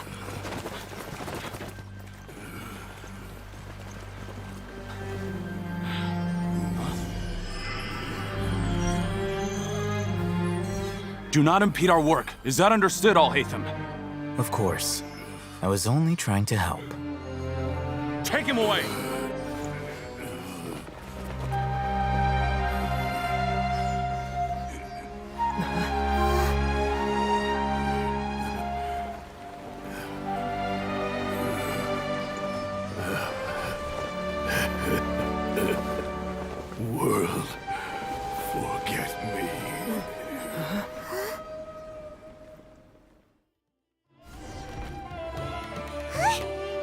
in Tibet just happened! It's like that big guy suddenly lost his mind! It looks like he used the divine knowledge capsule. You mean the divine knowledge capsule did that to him? Oh, yeah. You mean how some researchers go insane after getting knowledge from Irminsul? I've heard of numerous incidents of researchers in Satyavada life going insane. The state that man is now in suggests that this is a similar situation. This divine knowledge capsule does appear to be linked to the gods, but beyond that, it doesn't seem anything like the rumors suggest. Possessing it doesn't grant you divine wisdom or power. Did you hear what he said? World, forget me. What could that possibly mean?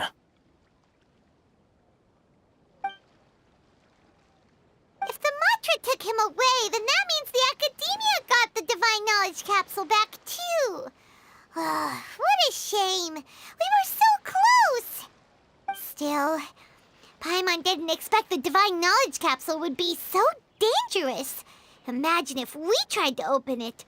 Oh, who knows what would have happened to us? As things stand, there is no reason for me to remain in Port Ormos. I believe our collaboration has also reached its end. Oh, we were so busy trying to find the divine knowledge capsule that Paimon forgot to ask you something. Since you're a member of the Academia, do you have any idea how we can go about meeting Lesser Lord Kusanali? Truthfully, I don't. Lesser Lord Kusanali appears to exist outside of Sumeru's entire administration. Most of the time, you wouldn't know she exists at all. Moreover, since the Academia possesses the Akasha, a symbol of our deity's wisdom, scholars have no reason to desire to make contact with the deity herself anyway. Everything about Lesser Lord Kusanali is such a mystery! I'm heading back to the Academia. How about you two? It's almost the day of the Subzerus Festival. Maybe we should head back too. We've been rushed off our feet over the past few days, so maybe a little rest and relaxation will do us good.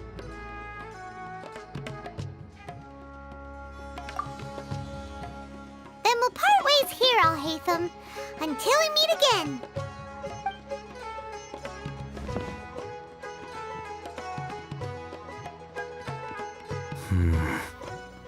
Now, do I deal with this thing first? Or should I produce the report that the higher-ups require?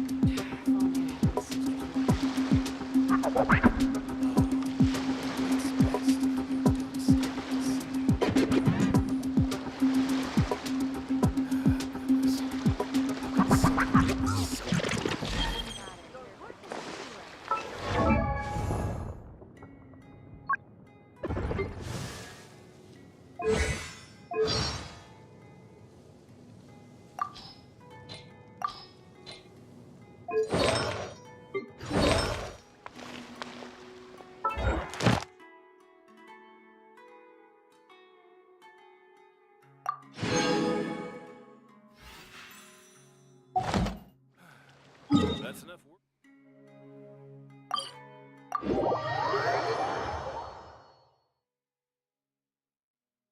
We didn't miss the Subzerus Festival, right? Let's hurry and find Dunyarzad. Paimon thinks she must be around the Grand Bazaar, since she showed us around there last time.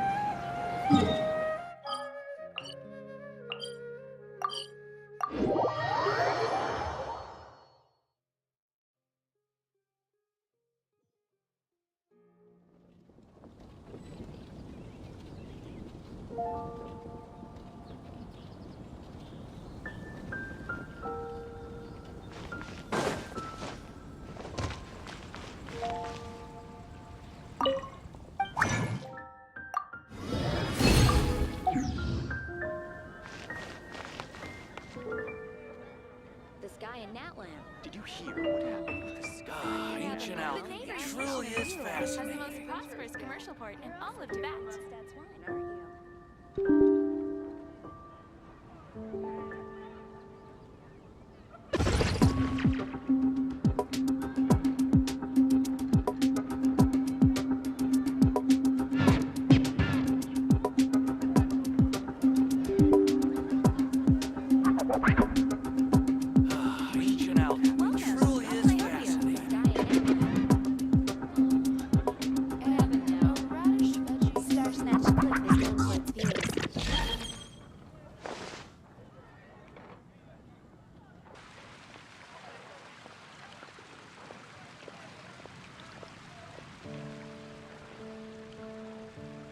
The neighboring nation of Liyue has the most prosperous commercial How many forging commissions do I still have to finish? Let's see.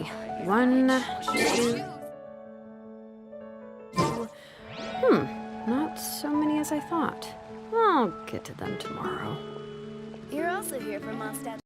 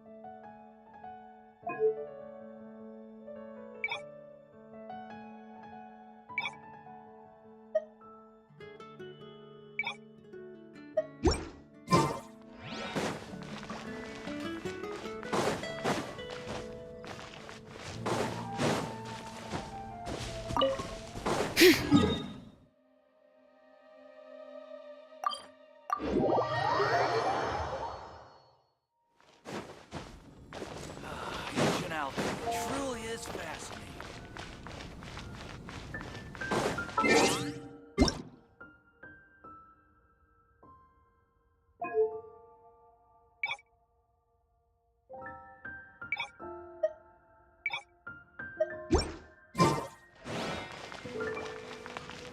Ad Astra...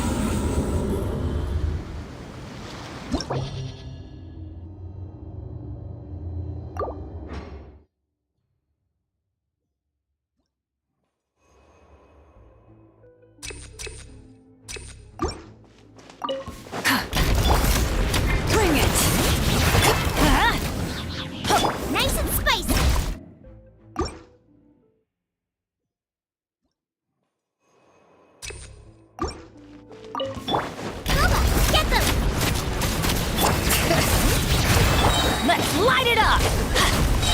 Teamwork is tricky! Wrath from the skies!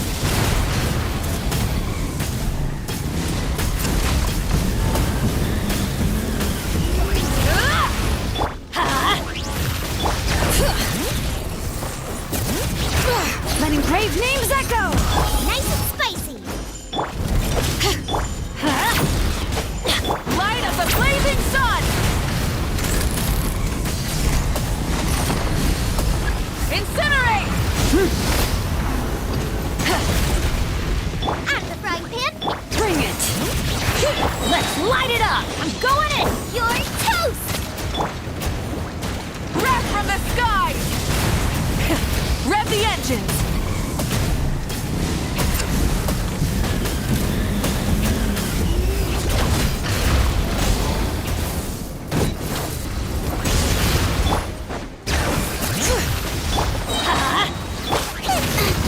Nice and spicy. Rise with the...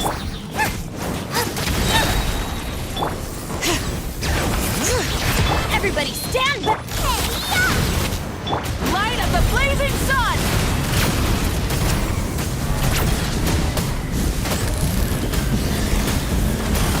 Incinerate!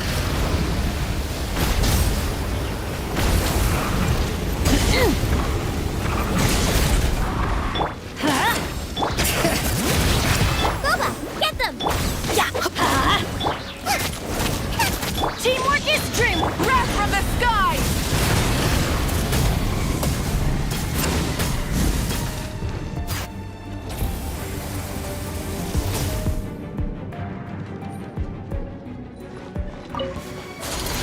Take flight! One with nature. Swift and merciful. Fallen leaves. Adorn My apologies! a touch of frost. Allow me. Wind strike. Spirit wing. Attack. Take flight!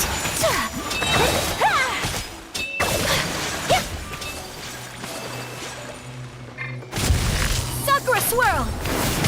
Swift and merciful. Whirling snow! Submit for judgment. Hold the line.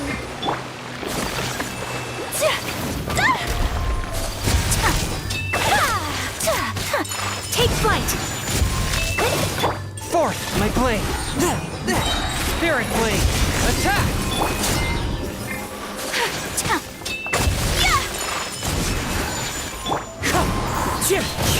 Rest and rebuild. As one with wind and cloud. Embrace the ice! My apologies! A touch of frost. Submit for judgment. Whirling snow! Hold the line. Wind strike.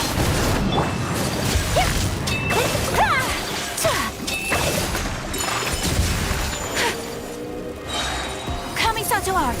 Sumeru! One with my blade.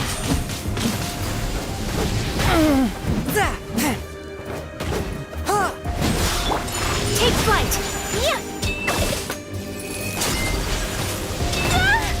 Unthinkable!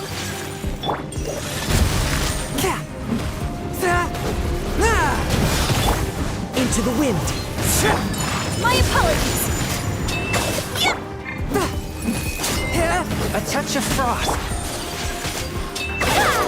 Spirit blade.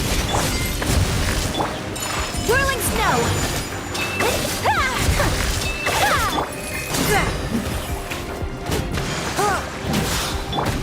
Take flight! One with nature. One with my blade. From whence you... Embrace the ice!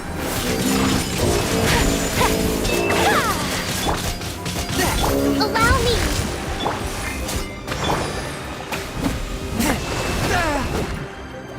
Forth my blade. But how?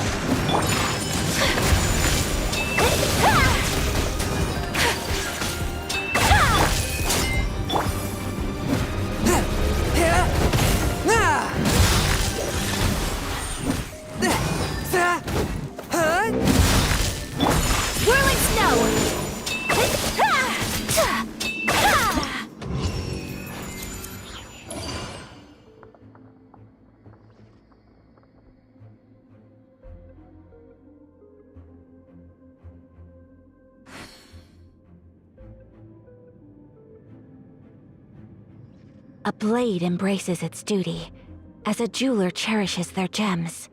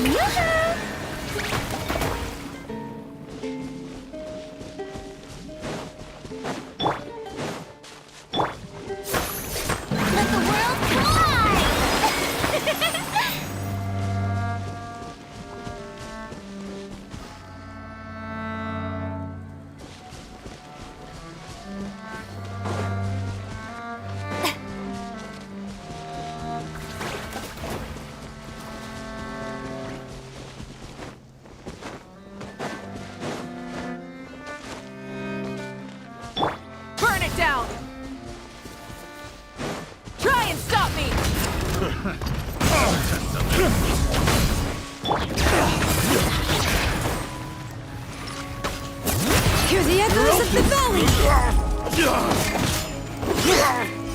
Rise with the sun! Pyroclastic surge!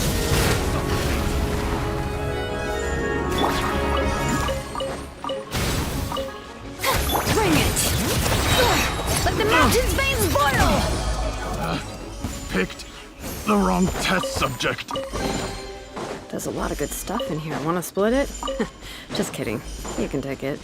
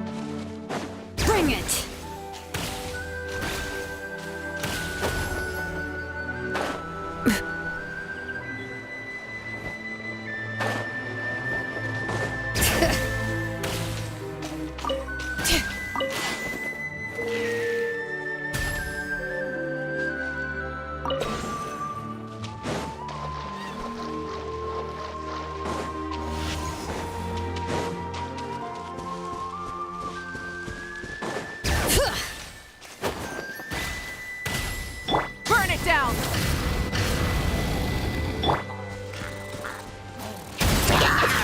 Bring it!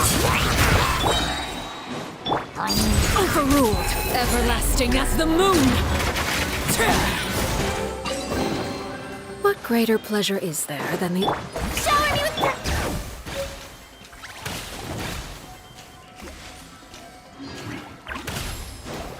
Rise with the sun! Wrath from the sky!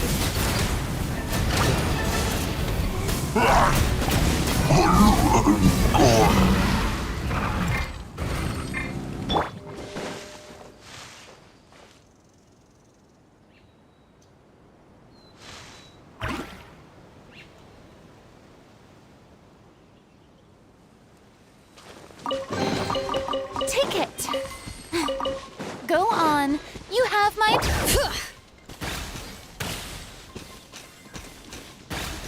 Burn it down! Rev the engines!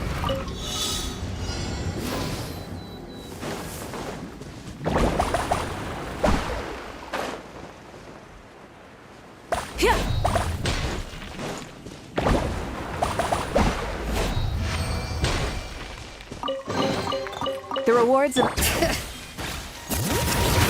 Letting praise names echo! Lightning! Light of the blazing sun!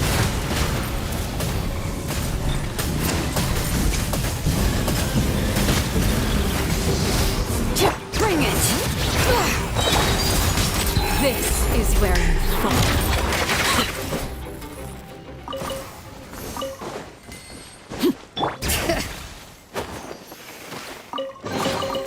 I'm keeping a lookout.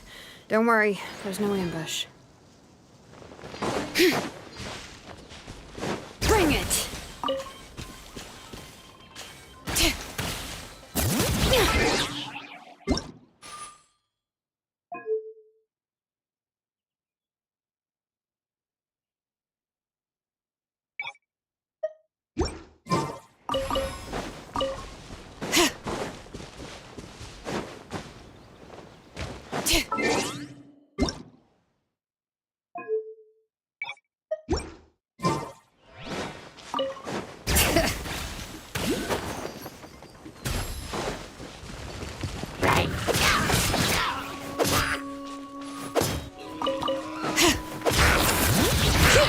Rise with the sun! Try and stop me!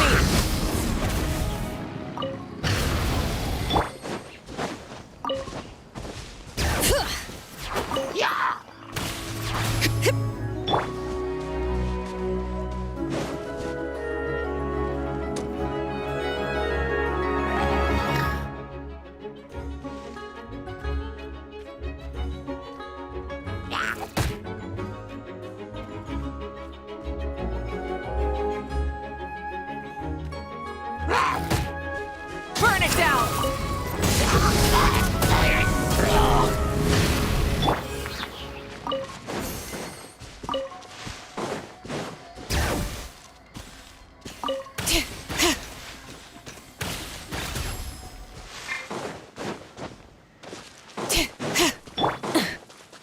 Pyroclastic surge!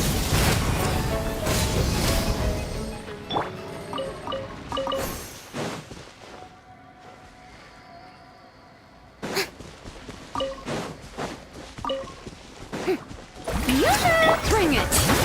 Hear the echoes of the valley! Wrath from the sky!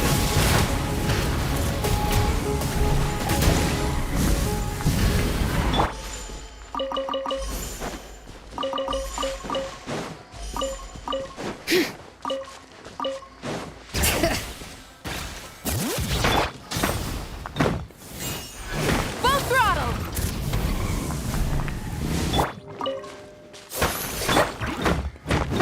Yeah.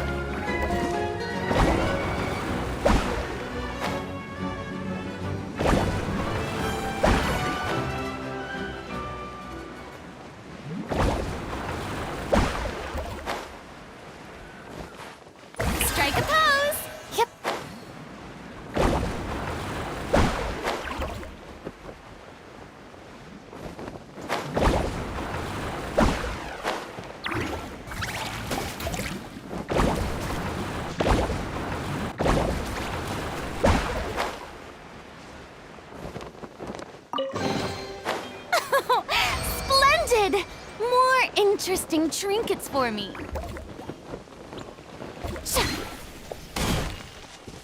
Shower me with praise!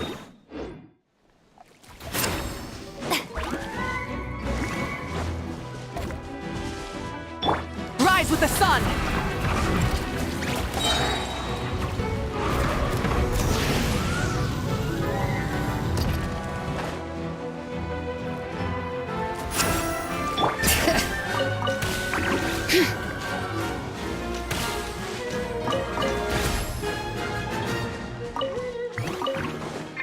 Light it up! Light of the blazing sun!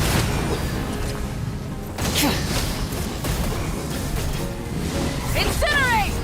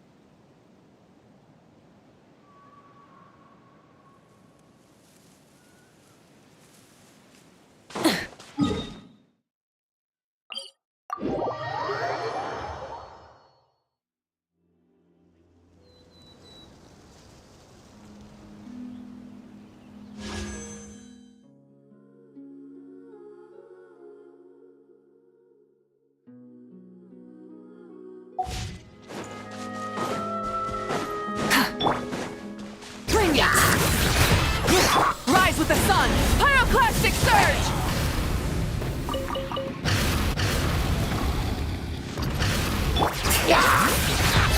Letting Blade's names echo!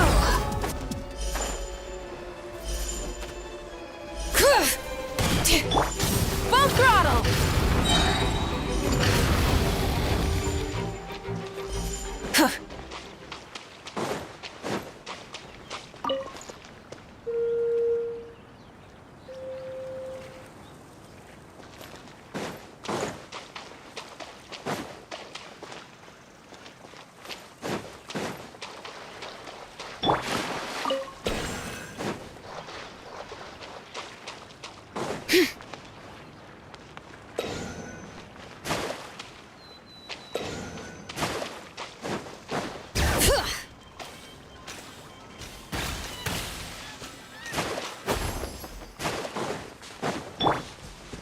Burn it down!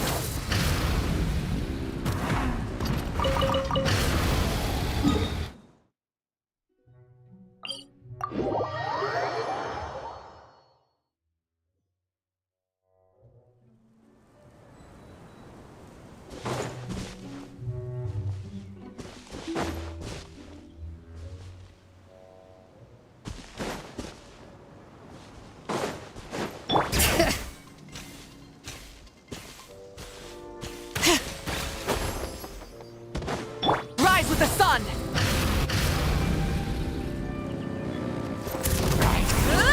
Wrath from the skies!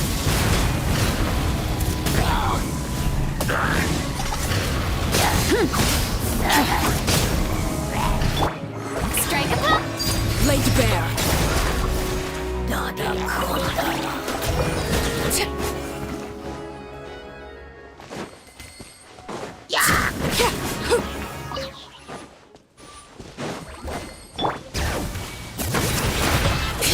Witness my rise! Light of the blazing sun!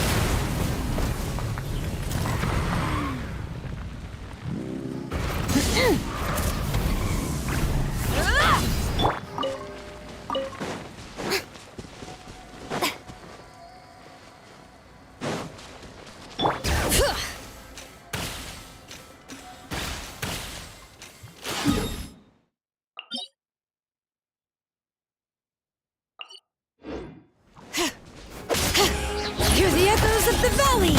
Burn it down!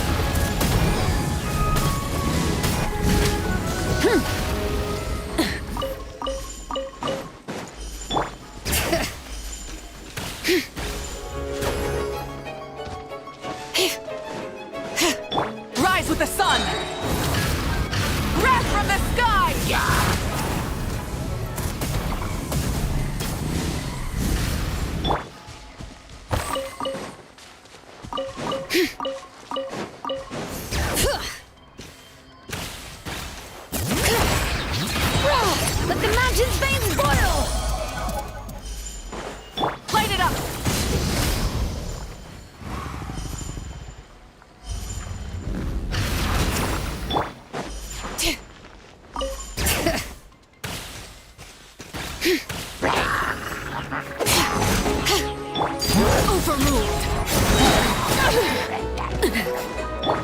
Shower me with praise! Let my name echo in... Light of the blazing sun! The rewards of an adventure worth remembering.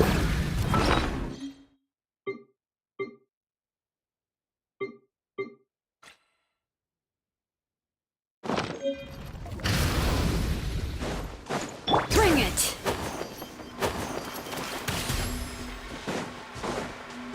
Burn it down!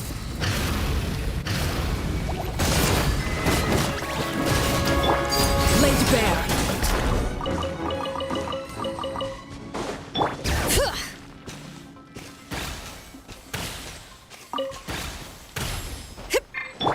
Rise with the sun!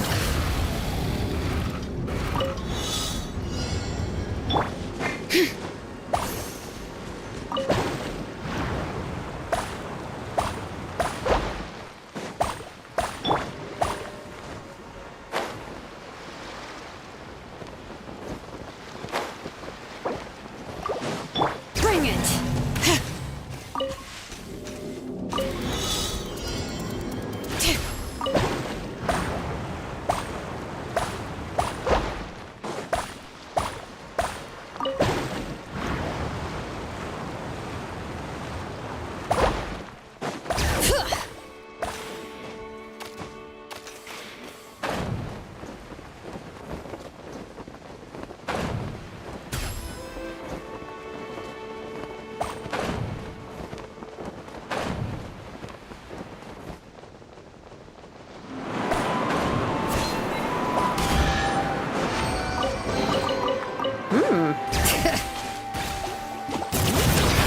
Hear the echoes of the valley!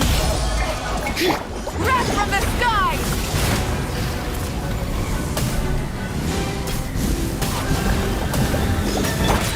Overruled!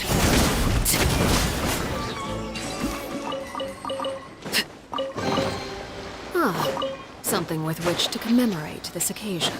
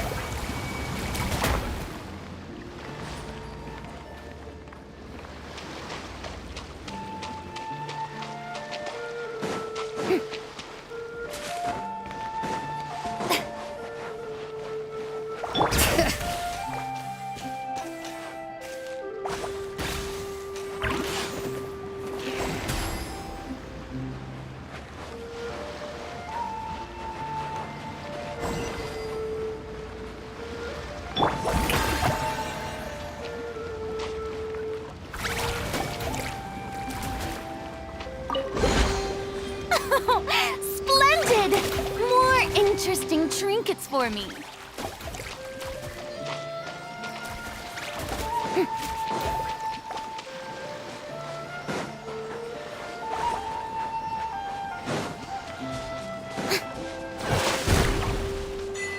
Bring it!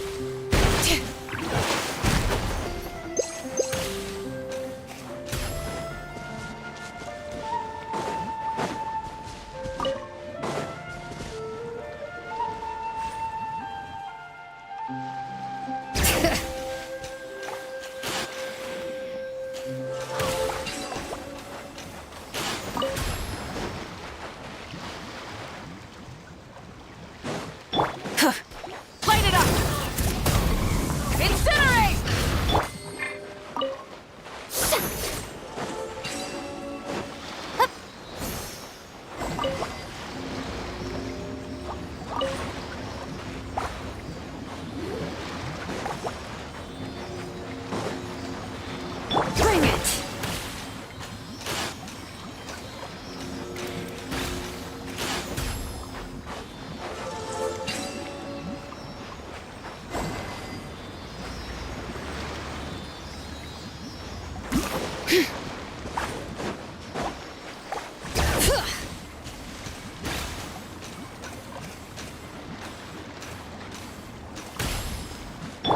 Full throttle!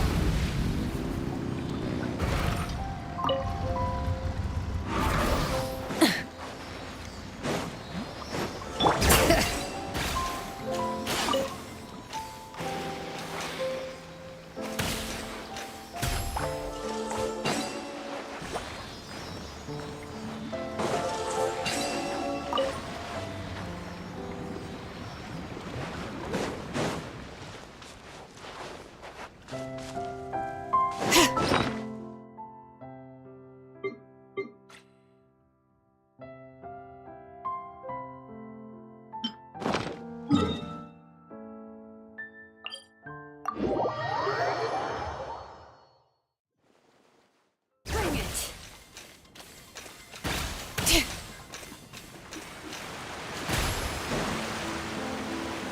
This is where you fall.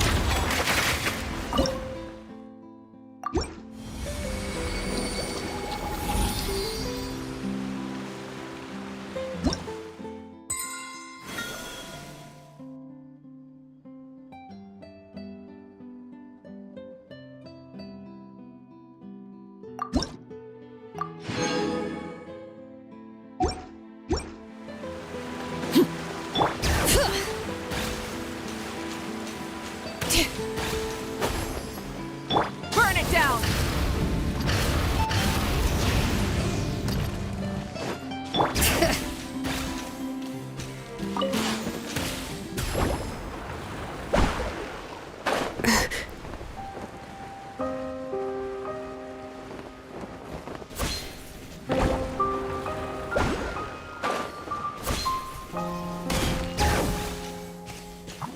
Yeah. When great names echo! Pyroclastic surge!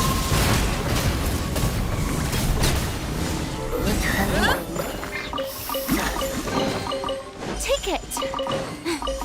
Go on. You have my approval.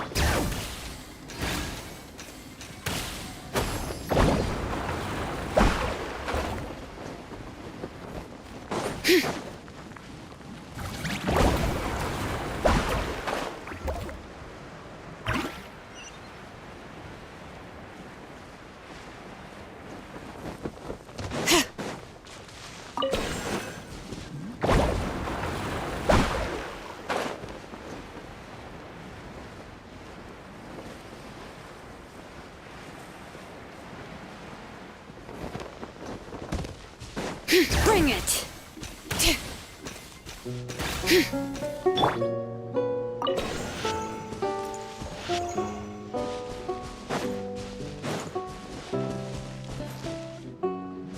Rise with the sun!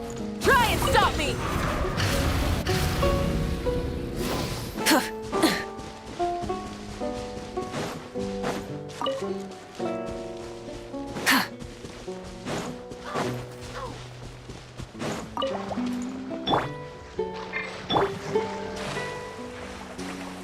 Strike a pose!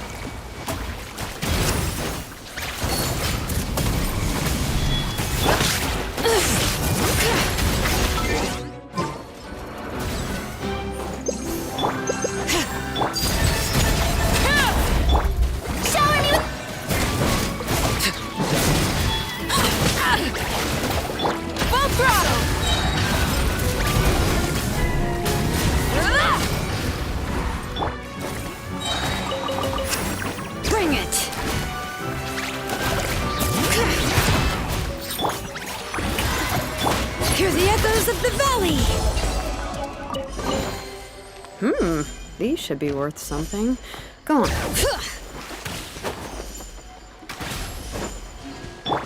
Light it up!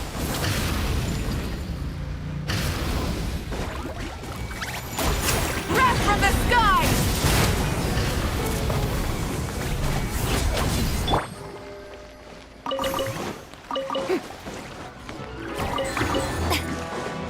Yep.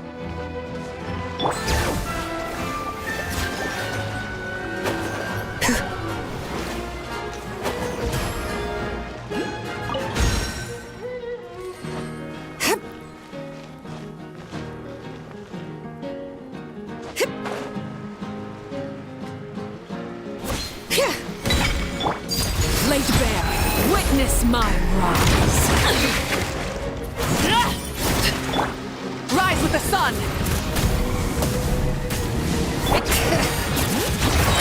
Let the mountain's veins boil! Pyroclastic surge!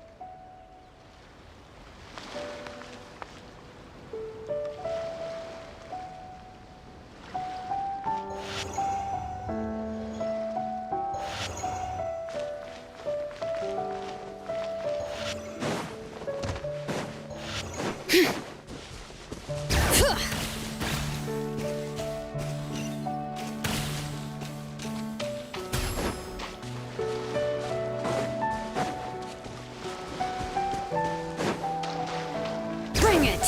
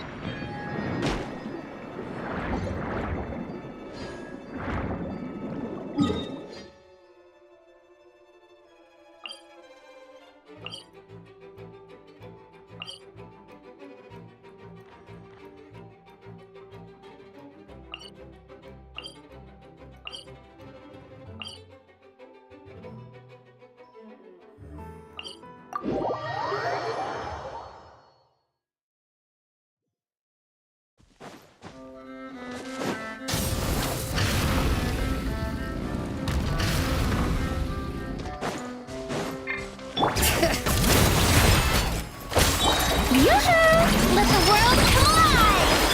Hear the echoes of the valley! Wrath from the sky!